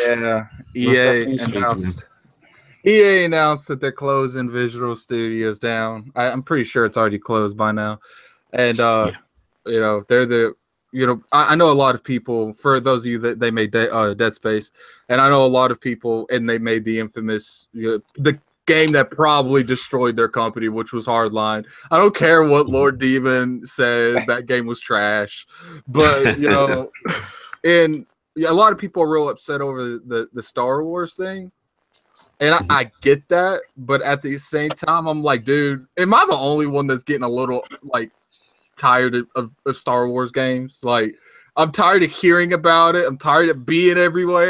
How much do you really play though? Like when you really oh, shots! Get him! I'm just saying, like, I'm just trying to think about it. Like, you're saying there's a lot of Star Wars games, but like besides like the Lego bullshit that we've been seeing in the years, like, well, how many really Star Wars games has there? Well, I don't think it's necessarily games. I think it's Star Wars in general. Okay, I see. Yeah. I mean, ever since thinking about the games, like it's like every year I see hype for another movie, then I hear a game getting announced, then hype for another movie, then I hear Square Enix is making games, and I'm just like, yo, I think Square Enix making Marvel games actually. It was so quiet. It was so quiet after the second trilogy for a long time, and then once Disney took over, you know they were gonna milk that. We gotta get that money back. Exactly. Disney's gonna kill you for the next 30 years. Besides the Battlefront games, and what was the last Star Wars games to drop? Was it like Force Unleashed kind of crap? No. The last Star Wars games to release before the Battlefront, it was oh no, that one got canceled. The 1313. Yeah. That's what I'm saying. Like besides that, it might be Force Unleashed. I can't think of anything else though. I love that game. I got into the point, man. I'm just tired of hearing about Star Wars. Yeah. Like, You're probably just tired of it. Why you hating on people's love for this? This is an iconic. I mean, listen, I'm not a Star Wars guy either, like that. I'll be honest, but it is an iconic franchise. I'm not a diehard fan like either. Was good. The Battlefront, I didn't think that first one was good, but the second one, since I got a chance to play it, I thought it looked great. I thought it played better. They said they giving a story to it. They ran like complete trash on Xbox when I played it. I played it on PC. I think it was mainly server issues. I think it was mainly server issues, but man, it was atrocious when I played it. Word. It's coming out for the X. Rap said he's sending you a Star Wars loot box to your house. I mean, if you send me a loot box, I can't. I'll drop the address in the comment section. I will call you out on your bluff, Brad. But Gaming Addict, aren't you a huge Dragon Ball fan? No, don't you like Dragon Ball? Get him. I mean, I couldn't tell you the last game I bought. Dragon Ball Z Universe. That's all. Oh, okay. And before that, I've been hearing that shit for years, but I don't mind because I love it though. You know what I'm saying? Yeah. I mean, I bought Battlefront. Kofi be slinging. Kofi be low key. He be low key with it. Nah, y'all some instigators. He's like, but don't you got Kofi, I love this shit. I swear to God. You gotta get Kofi back on board and keep getting addicts. Don't mind him. No, don't get me wrong. I've watched every Star Wars movie that comes out. It's just I'm getting tired of the Star Wars hype is all. Like, but that's Star Wars. Like, hey, your opinions notwithstanding, there are a lot of people who really love Star Wars, and that's not going away anytime soon. So I think more than anything else, the scary part about this and the sad part about this is Visceral going away, right? Yeah. The fact Visceral. I think I was more upset with Dead Space than. That's the thing. Yeah. Just that IP. That's what resonated with you. I get you. Yeah, I get that absolutely because Visceral is one of those studios that through the 360 era, even before the Xbox and the GameCube era, they made those the Lord of the Ring games, the action games that were pretty cool, and they really came into their own with Dead Space. And for me, Dead Space holds a special place for me because when Res Evil went straight up action, Dead Space is what kind of carried that kind of survival horror torch forward. Like, because Res Evil wasn't it. Like 5 and 6, that was not what I was looking for in Res Evil. So I mean, it's sad that they're going. The scary part about it is this: like, you take an Amy Hennig directed third-person, story-driven action game, aka an Uncharted game, directed by Amy Hennig in the Star Wars universe, and you decide after like 3.5, 4 years to take it out back and shoot it in the head. Oh my god! That's a big deal. I That's think a really the big thing deal. was, it didn't like I was more frustrated with 1313 because I actually saw something. Yeah, on facts. 1313. Facts gaming. I look like you can't really care too much. You can't compare this to like Scalebound or something where we've seen it in like three conferences in a row. Then the shit's Right, canned. Like, You haven't seen it, but the thing is, but It's kind of that's gone though. You know? It's kind of like Microsoft when they announced that they had a. Remember what was that Halo game that they announced? That they Lego blocks or Lego that they blocks. canceled, and then they Mega Bloks legitimately, Halo. like 2 days later, started apologizing for canceling. Like, why are you apologizing for canceling a game you never announced? But this is the thing with this game, though. This game was in development long before Amy Hennig came on. So the game was in That's development. my point. It was 2 years in, and then Amy Hennig came on. So you have to assume that a lot of that was redone once she came on in terms of story and everything. Right. So now you're looking, like, from a business standpoint, I see why they did it. Because now you're looking Right. at a game that isn't coming out maybe till 2019. And it's a single player game that you're not going to get a lot of replay out of. So, and that's assuming it's a great game. We don't even know Unless if you put in loot boxes. That's the If thing. you want How, my boxes opinion, in but there. how do you throw in loot boxes into a single dude, player they did linear it. game? Shadow, what did it? Loot boxes in any goddamn thing now. Yeah, it's Loot true, boxes but it's a everywhere, lot boy. harder. It's a lot harder. hard. Like, try to put it in a loot box in like The Last of Us, right? In The Last of Us story mode. It's not. they did the multiplayer. Yeah, oh yeah. Yeah. Mm-hmm. So it's different because this was going to be a straight up just a story based game. I'm sure they could have figured out a way to do it. Oh, trust me, there's definitely. yeah, all definitely. they got to do is hit up Warner Brothers. Yo, how do we do this? Because I would never have expected loot boxes at Shadow of War. Yeah, I think the scariest thing about this is that if there's anybody who has the capital to have a game like this keep going, it's them, Activision. For them to just eliminate it and pivot and be like, no, this is not where we're going because we're not going to make enough money on it. It's scary to think what smaller publishers and developers are going to do. Yeah. It's funny you said. Let me jump in real quick, so on your point, especially with the obviously with the single player games, obviously there's a lot of talk in the streets that those are dying, and that everything's kind of going as games as a service. So there's a lot of concern there with the community. Then the other thing about it, which really personally for me, I felt the way about it, was the Amy Hennig thing, because she was just like, wasn't she just kicked off of Naughty Dog or some Naughty shit. Dog? Right. So then she gets this job with Star Wars, the Star Wars game, and then from my understanding, shout out to the Super the Phone podcast guys, because they were kind of getting in depth with this too, was that she was actually hesitant to jump on board with this. You know what I mean? Am I the only one that feels like maybe it's internal beef? Like, I feel like there's internal struggle or something going on that made that, because like the whole studio though, everybody, it just feels weird. Like we'll never know. We'll never know the real story. We'll never know. Yeah, we'll never know. Story.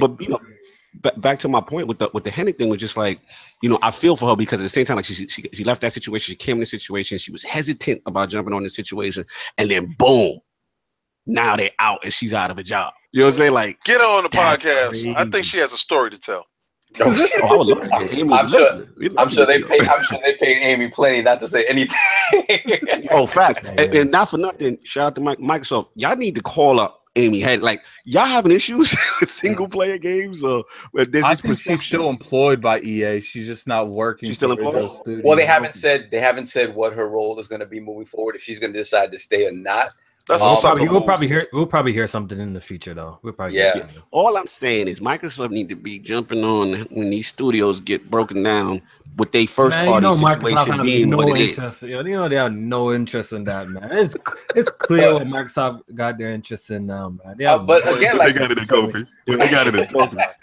But like at this point, like for Microsoft to build up studios, and everyone always says that, like the device, but it seems like Microsoft, that's not what they're interested in doing right now. Let's be real here. Microsoft wants to be Ubisoft right now. They want those those games that play for a couple years constantly on the top 10.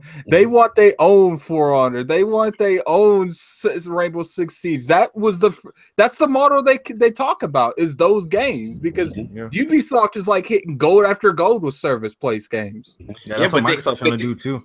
The thing with Ubisoft though is that they're also taking risks. I mean, they did the Mario Rabbids. They did Mario Rabbids, and that's one thing that's Ubisoft is like valued not even close to what Activision. Exactly. Like, and they're not even valued at half of what Activision is or an EA is, and they're willing to take that risk. And then you have these bigger companies that are like, nah, I'm not willing to take this risk. Like, just think of that for a second, man. Whoever, like any other kind of I did see the interview where the XCOM the XCOM director said that because they were talking to him about Mario plus Rabbids, and he was pretty much like, they low-key stole your formula. How you feel about that? He's like, I didn't know that was on the table. If I knew that, I'd been talking to Nintendo years ago. And the funny thing is, like, Ubisoft definitely took a risk. Like, think about the concept behind Mario plus Rabbids. Like, whoever pitched that idea deserves an award. It's like, we're going to put Mario with your Rabbit franchise, and it's like, say what? Like, what are you doing? Yeah, I mean, it was something that was unheard of at the time, and it took a risk, and it actually paid off. So it is interesting to see the approaches, what I'm saying, with all these companies. Looks like Microsoft seems to take a safer approach. But as far as the Visceral thing, it just, like I said, I never want to see studios close. So as much as I'm not about that.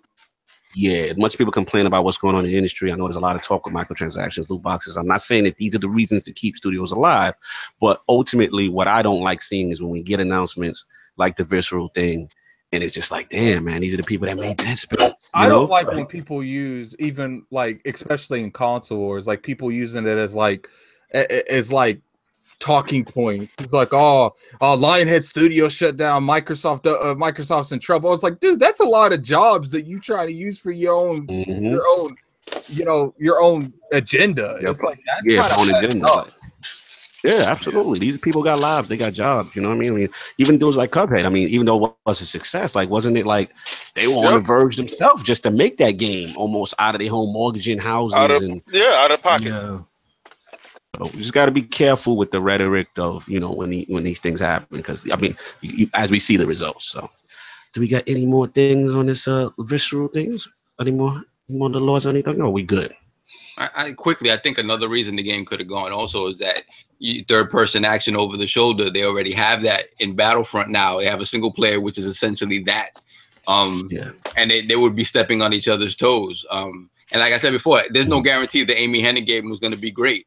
It might have not been up to snuff.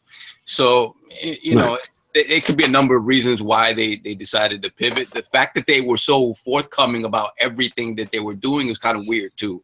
Like, nobody ever tells you that much stuff about what happened with the game and why that was really strange. Why they did that, I don't know. Maybe it's because of Luke Cage drama. They wanted to avoid as much of that as possible and like just kind of be forthcoming.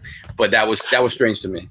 Yeah, I think it's like Kofi said. I mean, it's one of those things. Sometimes this is internal. This is stuff we may never know. You know what I'm saying? Maybe like a book comes out that Jason Schreier puts out. Listen, hey, man. Somebody Come on the show, get it off your chest. Yeah, you want him to switch. He's allowed to switch on the round table. We are here to listen. We will pull up our feet and listen to you tell your story. Come here, man. You can come with a pseudonym. You don't have to come with your name. We know who you are. We gonna start blacking out. Are we gonna do like the border in front of their face, and you just hear their voice? Yeah, yo, we can give them the motorized voice. We can give them the motorized voice. I was there. Microsoft when it was going. Distort their voice and just. I used to work for Naughty Dog. In the dirt. It was things going on that I have to tell about. And on that note, he gotta move on for the Visceral joint. So actually this one is kind of break my heart to talk about, Lord. So I'm just gonna get into my topic. So it's with great sadness I present my topic to the round table. I fought this feeling for some time. But as Lord Cognito, y'all know I got to keep it true at the round table. Even with something near and dear I hold to my heart. What happened, Cognito? I'm going to present my arguments for the over-casualization of Destiny 2. Wasn't it always casual, though? That's what I'm trying to... Nah, Kofi, no. Yo, Kofi is low-key. I love it. He got them swords out, boy. I never known Destiny to be a hardcore game, though. To be let's get to it. We're going to get to it right now, baby. Good points. Good points, Kofi. And so Exhibit A, we're going to talk about that Destiny 2 player base. So reports have come out that the Destiny 2 player base has dropped by over 2 million users since launch. I'm definitely one of them. Yeah, we see you on Shadow War, so you're one of them. If we compare this to Destiny 1, a month after September, which was 2014, when they had 3.2 million concurrent. Now, bear in mind, that was a brand new franchise. You know what I'm saying? That Activision, they didn't explain it well. Remember, we didn't really know what Destiny 1 was, right? And then now that people know what Destiny 2 is, and, seems to be a more polished and for the most part, reviewed decently game, it's been a steadily drop ever since. You know what I'm saying? The last couple days alone, they lost over 400,000 players. So right now they went from 3.5 to 1.5. Wow. Exhibit A. Exhibit B. Activision. Destiny 2 physical game sales fell more than 50% from the original in its first month. So that's the physical sales declined more than 50% from the September 2014 release of Destiny 1. You know what I'm saying? You got analysts like Pack Attack and these guys out there saying that the sales were underwhelming. Now, the argument could be said that, during last time that the 360 and the PS3 were out, the user base. But since then, the Xbox One and the PlayStation 4 user base have grown just as much, right? And digital sales, from what people were saying, well, maybe people bought it digital, that kind of thing. Analysts are saying, right now it may be like in the mid-20s%, or maybe mid-30s for Destiny 2. So that still doesn't account for the 50% loss. Then we have Exhibit C, Destiny 2 endgame. Now, Kofi, I know you're not a Destiny 2 guy like that. Yeah. But one of the things I wanted to talk about, one of the big things in the community was the end game, right? People want to get on them raids, you know what I'm saying? They want to do their trials, the Iron Banner, all this other stuff, which is kind of perceived for, once you finish the base game, this is like the hardcore end game activity is supposed to have replay value. And since Destiny 2 has been launched, there's a big uproar in the community. If you look at Reddit right now, Kofi, Twitter, it is lit. People are going in on Bungie, saying that everything is casualized, power doesn't even matter. Like when you beat a raid, Kofi, like what would happen is you would get gear that would actually be specific to the raid that help you with the encounter, right? So all these things that made it stand out for the hardcore are now all gone. Everyone's kind of the even playing level. Power level doesn't matter. You know what I'm saying? So this is a big thing that it's the just community a number now. Yeah. Like, and then the other point, which we talked about last week on the ILP, was just about, they had all these good systems. They had strike specific loot. They had scoring and strikes. They had all these things that towards the end of the Destiny 1 era, and then like post Taken King is what they really started to improve Destiny. You know what I'm saying? So pretty much kind of like what you said on your last podcast, kind of like you were going to get into the Taken King, but then, you were kind of like too far behind, but you did hear that they did a lot of good things, right? Yeah. All these good things that they added, Kofi, are not in Destiny.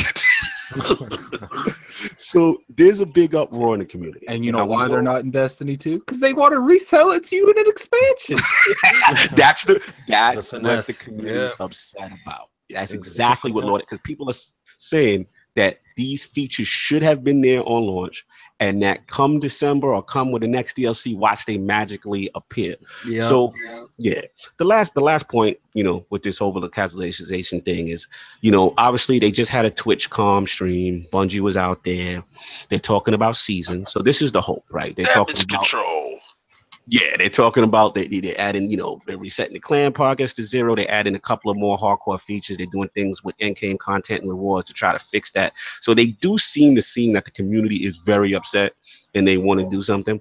So I bring this to the Lords, and I'm actually going to start with Kofi first because he's not the Destiny guy, right? And I'm pretty sure you were thinking about PC, but you may not even pick it up. Yeah, I'm thinking I'm skipping, to be honest.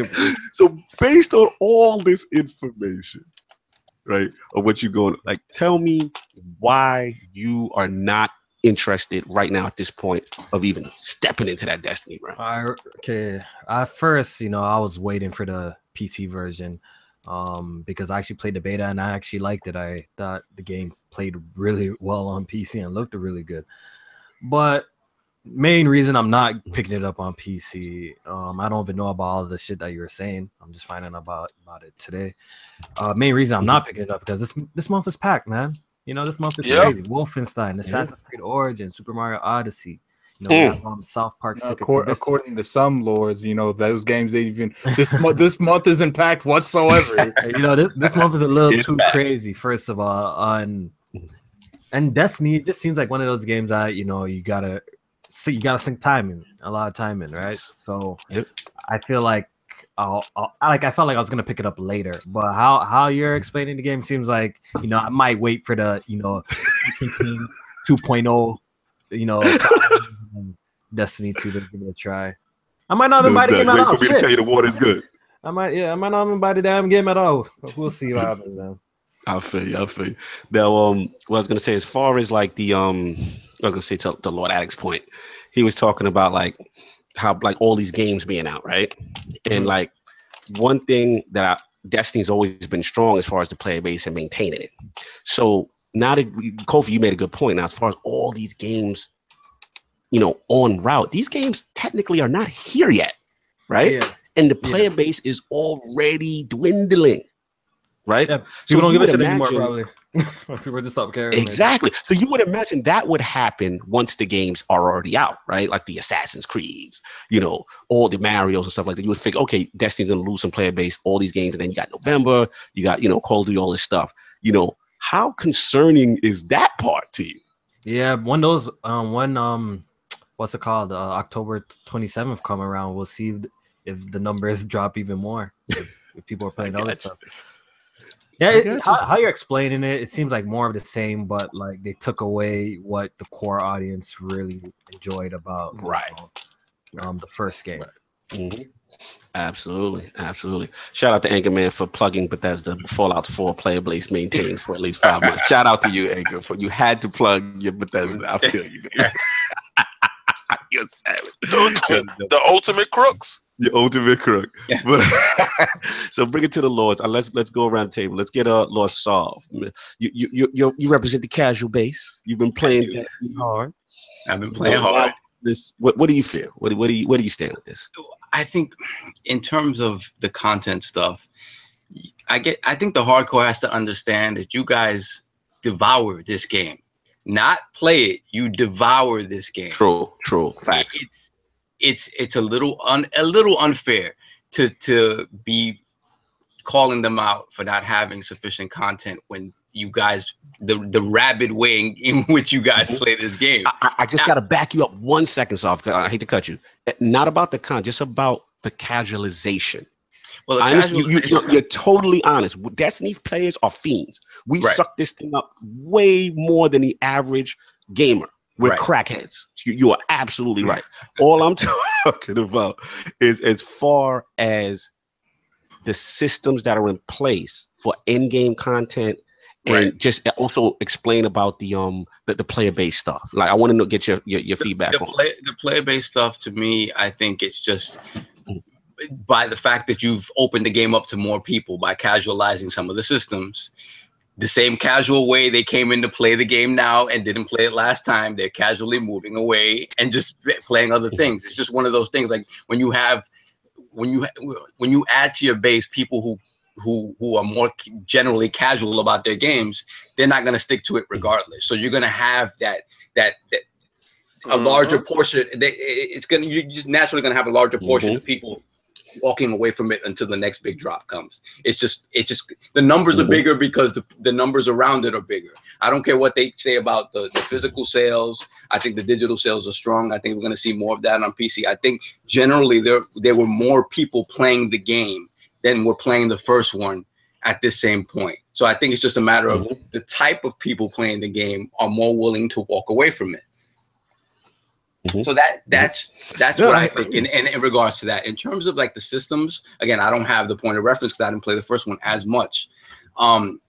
Like I said last week and the week before, I think we're just going to see an evolution of the game where little by little they start rewarding more of the hardcore by adding different things. I heard something about Prestige Nightfalls or the Prestige Raid where they started adding like different objectives or something like that. I heard they were talking about this in the TwitchCon presentation where they were just gonna little by little they're adding more reasons for the hardcore to play more and more.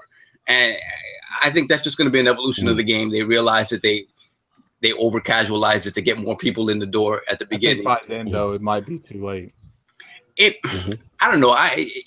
Will it be too late for you? Will you not go back to it? Because I consider you hardcore. So would you not go back to it? Because I think the hardcore will come back to it if they address the issues. To be honest with you, if they don't address the raids, I don't see me putting too much time into Destiny. You can ask Lord Cognito. I'm a huge raid guy, and if they don't address the raid issues, I don't. I see me playing the story for to see what happens and then jumping straight off and not touching it. Apart from the glitch stuff in the raids, like what is it that's bothering you about the raids? Just the trash system that the raid has right now. The fact that they try to casualize it to you because they don't want to. Like Kofi, would you agree? Cutting off loot for in Destiny they have a hard raid and a normal raid and. I think they said only 15% of Destiny, like the entire install base completed a raid. Right, that was the initial. Yeah. And they didn't want to. And then when you get to hard raid, it's even worse. It's like 3%.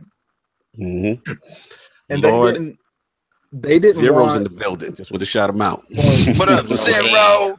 You paid that 35 at the door. What's up? So the issue is they don't want to isolate, this gear that's in these two these two events. They don't want to isolate it from everyone. So I get that. But my thing is look, if you don't want to, grind, figure out how to do the strikes. I mean, do the raids. Go do strikes all day. I don't care. It's just like when it comes to Destiny, they always had that base and then they had the hardcore.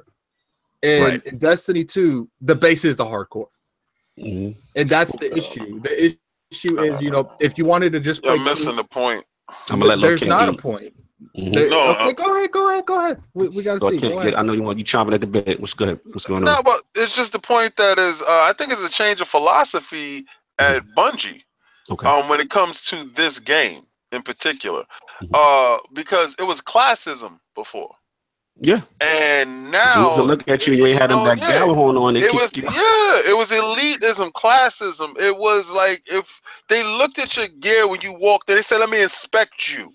Like remember? Yeah, they did that to me. Right? Yeah, and I had to tell them, "Yo, chill, that's my cousin." And don't worry about his boots. You don't understand that. You don't understand that reference. Like in Destiny, if you didn't have there's a gun called the Gallahorn, and for a lot of encounters, it demanded the Gallahorn. So I've legitimately been in parties where someone's like, "Can you help me with the raid?" He's like, "Do you have the Gallahorn?" And he's like, "No." He's like, "You got homework. Come back when you have it." Exactly. And see, me and Lord Addict, trust me, when we say we do these raids for real. Listen, like I said, I ran people through these prestiges this week, and I'm telling them how to attack a room and how to position. If you ever play with me, I'm going to tell you how to get past things and how to do it correctly. Because we thought it out, and trust me, I did it a million times. But in these raids, we strategize going in. Now, we get the mechanics down on the easy raid, and we wait for the hard raid. But we also get the gear. The gear is supposed to help you make the raid easier with the mechanics of the raid. That's what's always been in Destiny. So, all the raid gears always had those properties or unique properties. And right now, the problem is everything in these raids are cosmetic. There's nothing that gives you an advantage. There's nothing done it. Like that's the issue. But go ahead, King. The over casualization of it is meant to bring in these casual players, like Lord Sovereign said. These players don't have the attention span to stay with your game. Once they achieve light level 305 that they could get without even doing a raid, they are no longer inclined to stick around. Shadow of War comes out, hey, I'm over here. Cuphead comes out, hey, I'm over here. Now, the base that's still sitting here kicking, screaming, and fighting, I know this is going to happen. We already paid for the premium edition, so we're going to get all seasons, right? You already wait for the DLC to drop. So you're stuck here regardless. There's some guys that aren't. They're going to buy each one that comes out.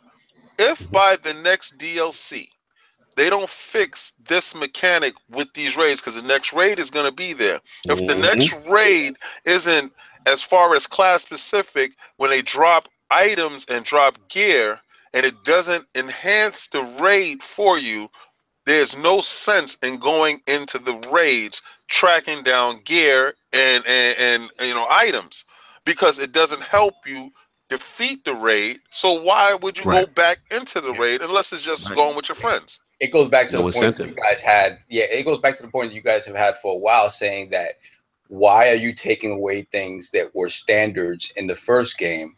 It doesn't make sense that a lot of these things are just gone. And one thing. Yeah, okay, so I'll finish up. I got you. One theory I might have is, like, obviously we know that this game is not on last gen. Could it be that by starting it sort of from the ground up, they couldn't implement this stuff from the beginning? They didn't have the time to finish implementing all this stuff. Like, I don't know. Okay. I don't know if it's a technical thing. Or like King said, it's a different philosophy and they're approaching it differently. And then now piecemealing everything back according to how people complain. Like, you complain about something, they're gonna fix it. If you don't complain about it, they'll leave it be. Well, the player base is dwindling, so they're gonna have to do something. But I want to I got Lord Zero in the building for this topic. This is our resident Channel 5 clan, Destiny 2 member. You know what I'm saying, in the building, one of the original Iron Lords. So let's give him that proper respect. Lord Zero, I've seen you kind of dissipate into the nether realm. You've been in the dark. Not on Destiny much lately. Talk to me. What's your state of things? What do you feel about this? My term, the casualization of Destiny 2. Talk about it. Yeah, here's the damage intro. Zero, you there, baby? Nigga said my mic sounds your mic sound nice. It don't sound like we got to get your mic together. We'll get back to it. We'll get Addict to it. Let me know your mic. There you go. There you go. I can hear you now. Yeah, got it. Cool. Yeah. There's a lot wrong. Let's be honest. I'm not gonna sugarcoat it. You know that I will always hold Bungie's feet to the fire because they need to improve. Let's start with the facts. That's as much as the first one.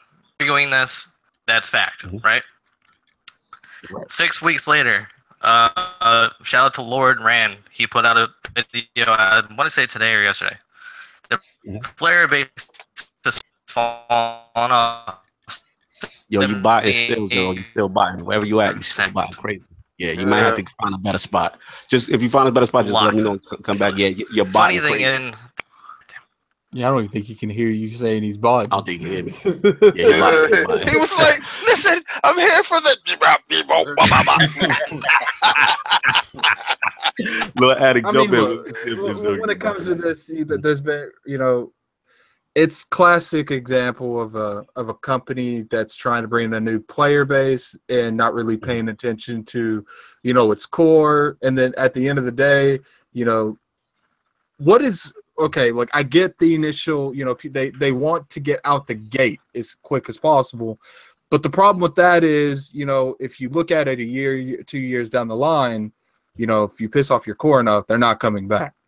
And these are going to be the people, the core are going to be the people, the hardcore are going to be the people that keep your game alive through the next couple of years. Like, I don't know how Sovereign's going to be, but, people like me, people like, everyone in this podcast but Kofi and Sovereign, they're the ones that's going to be buying the expansions. They're the ones that's going to be playing the expansions.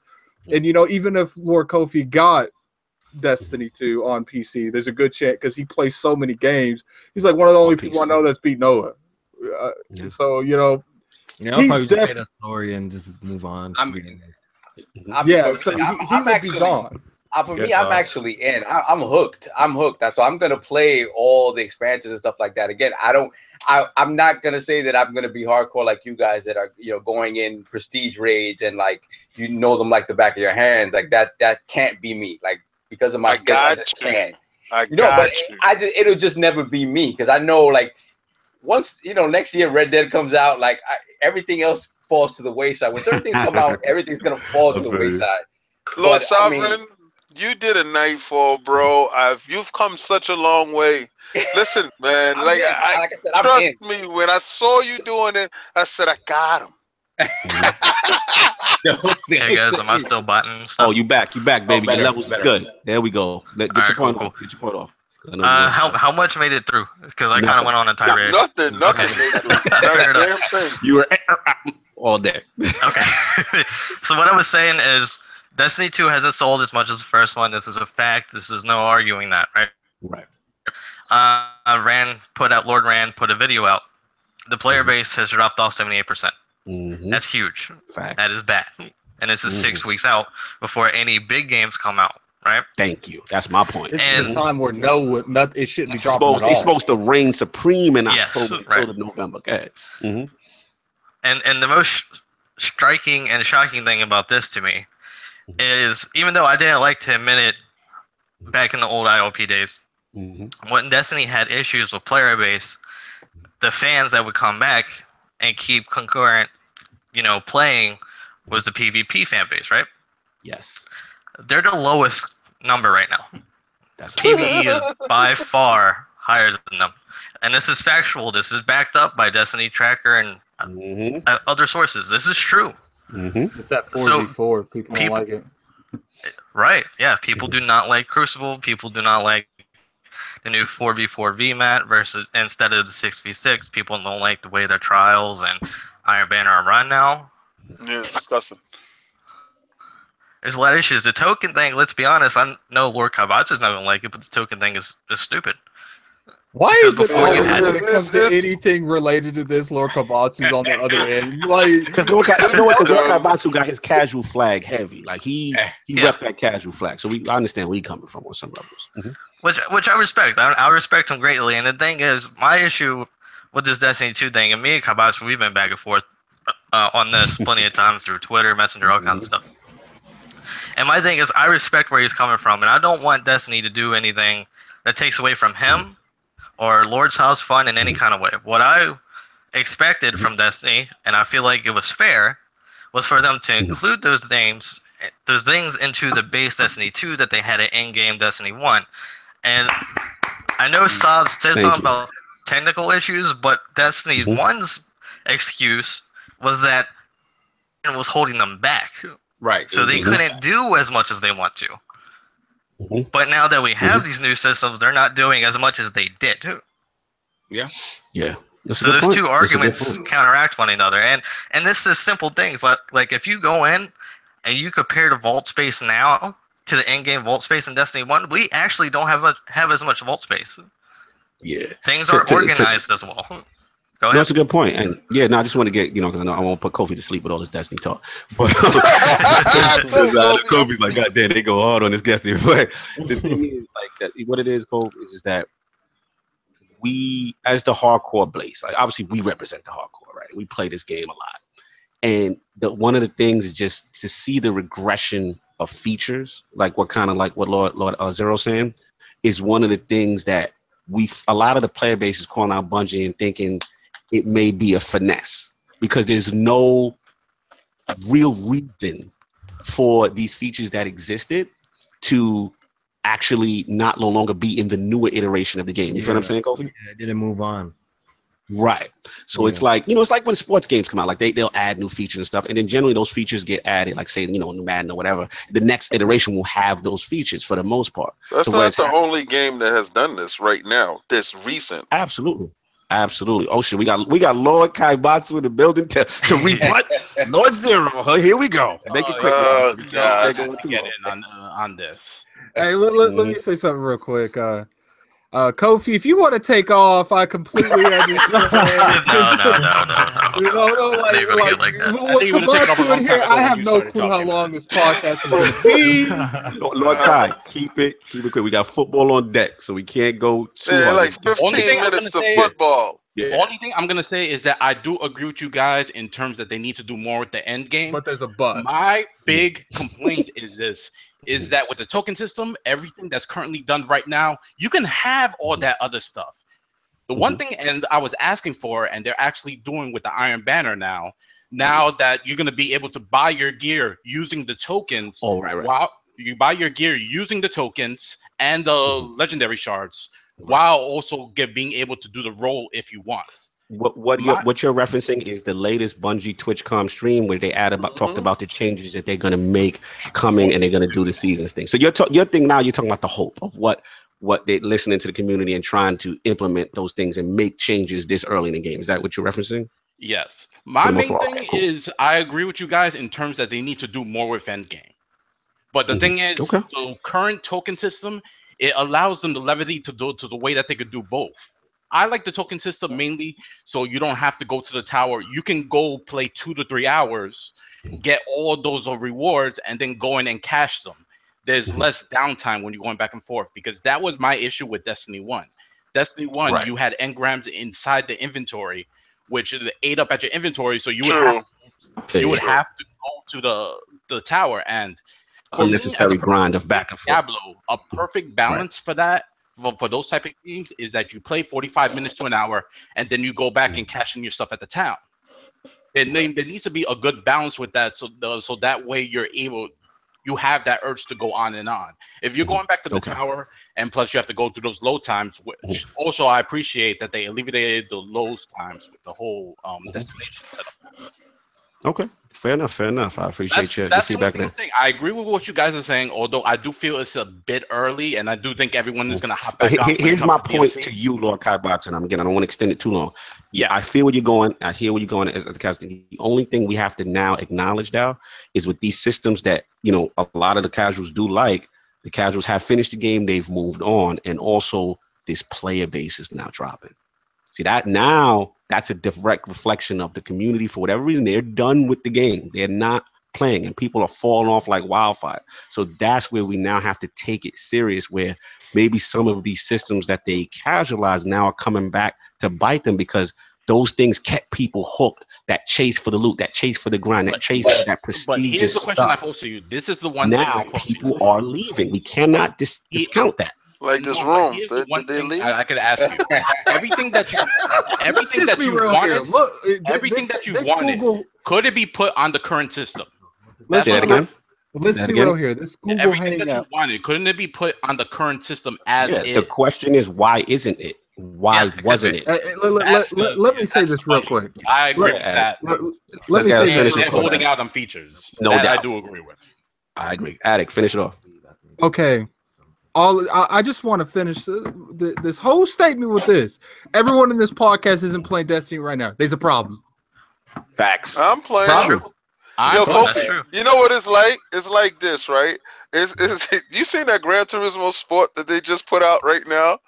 And I think they put that sport in the end to tell you're not getting everything, bro. Because it's like Gran Turismo Light. It's sporty, because it is so car packs and shit. For sure. You see it, right? Like, I'm like, what's going on lately? Like, I thought that the game was coming, and it was gonna come like the last Gran Turismo with all the stuff. features. And it's like Kai said, like hustle. We'll email you the stuff you already had, and then new DLC come December. And you know what they said? They said, hey, it was like guys. Drive Club was. We'll give you weather updates. Yeah, we give you rain later. We give you time of day later. Question. So, is there anything that's missing from the game? Oh now? yes. No, I'm not saying. Is there anything that's missing from the game? Don't have now time. 6 minutes is not. No. I'm saying, but just a general question. Is there anything that's missing now that you guys think could be monetized? Because we talked about this when the game first came out, and the whole bright engram thing and the shader thing. And I said it. I said they're gonna try to find a way to monetize every little thing. I think it already is with the fact that there's a $15 DLC in December.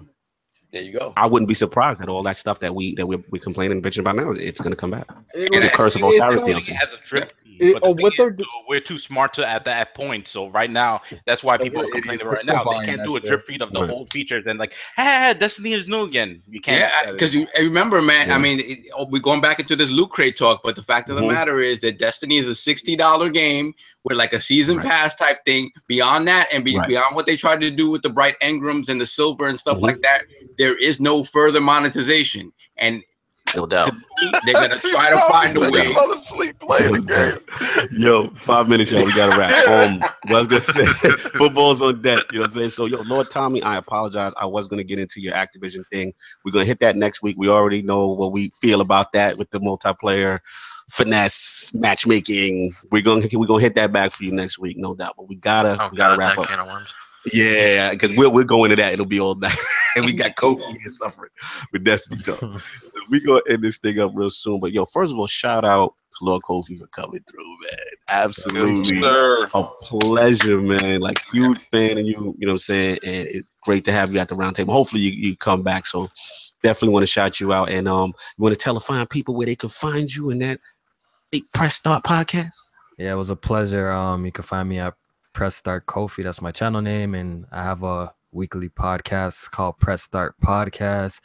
I'll try and have some of y'all hit me up on Twitter. I'll try to have some of y'all on, man. I'm always looking for new guests. If you haven't been on, hit me up. Much appreciate. And Kofi, if you want to feel a little awkward sometimes, Alex got you there, man. Go watch that. Alex got you. No doubt. Shout out to Alex. Shout out to all of them. Real quick, Kofi, before we go, I wanted to drop that last ILP poll question right now because it was actually inspired by you in the podcast, Fresh Start Podcast. Here we go. All right. Here's the new ILP poll. If serious, now when I say serious, ethical or sexual allegations are discovered against a publisher or developer of your favorite video game franchise, will this honestly stop you from purchasing and supporting the product? The answer, the poll will go up. The answer will be A, yes, I can't support it, and neither should you. Or B, look, no, this will not stop me from buying a game that I love. Let me keep it simple. Look, don't look to me to be your role model. Look to me to be that guy who tells you if the game is good or not. Don't look at me to be your role model. Look at me to be the guy to give you information about the game. Because we're gonna put it up. Get at it.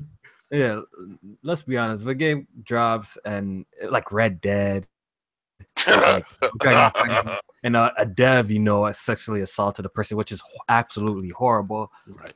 I ain't gonna punish myself and not play the game because I really doubt that like the whole freaking team. Yeah, I'm not gonna hold the whole team.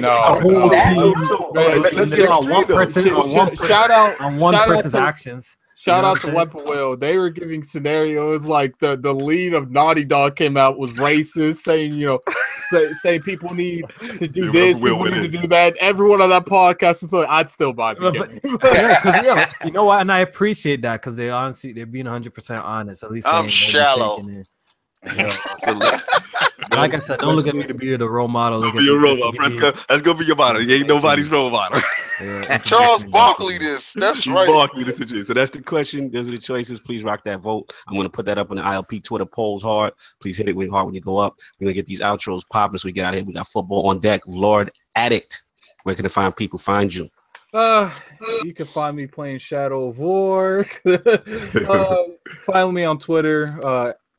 Addict ILP. You can find me on YouTube, Gaming Addict, and Xbox and PlayStation Room to Kill whenever I am on PlayStation, and Steam Gaming app.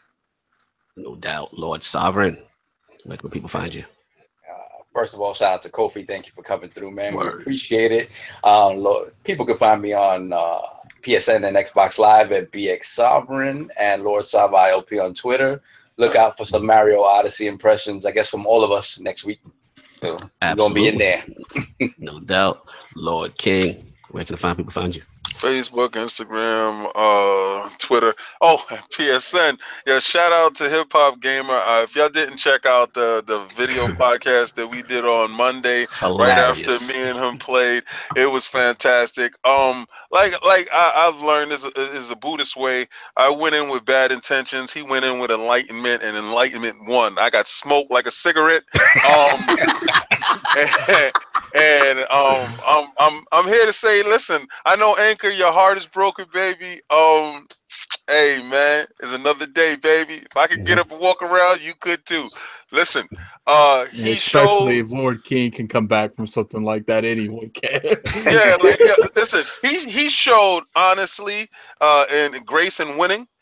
And also he wanted to show his to keep the viewership up. Like, we lost 9 people, and I hope it wasn't with the talk that we took Destiny down with, but in keeping his viewership up, he learned a lesson, and he had to do it a certain way. So I'm glad he got on to talk about why he did what he did and how he did. Maybe we don't agree with it, but he came through to give his side, and I love the fact that he was a man in doing that. So shout out to Kofi, my man. Yo, like, I really mess with your podcast. So the fact that messing with your podcast, because Lord Cognito put me onto all these podcasts out in these streets, you up there with my man Brat that's up in here, and I really like your stuff, and I really appreciate the fact that you came through, bro.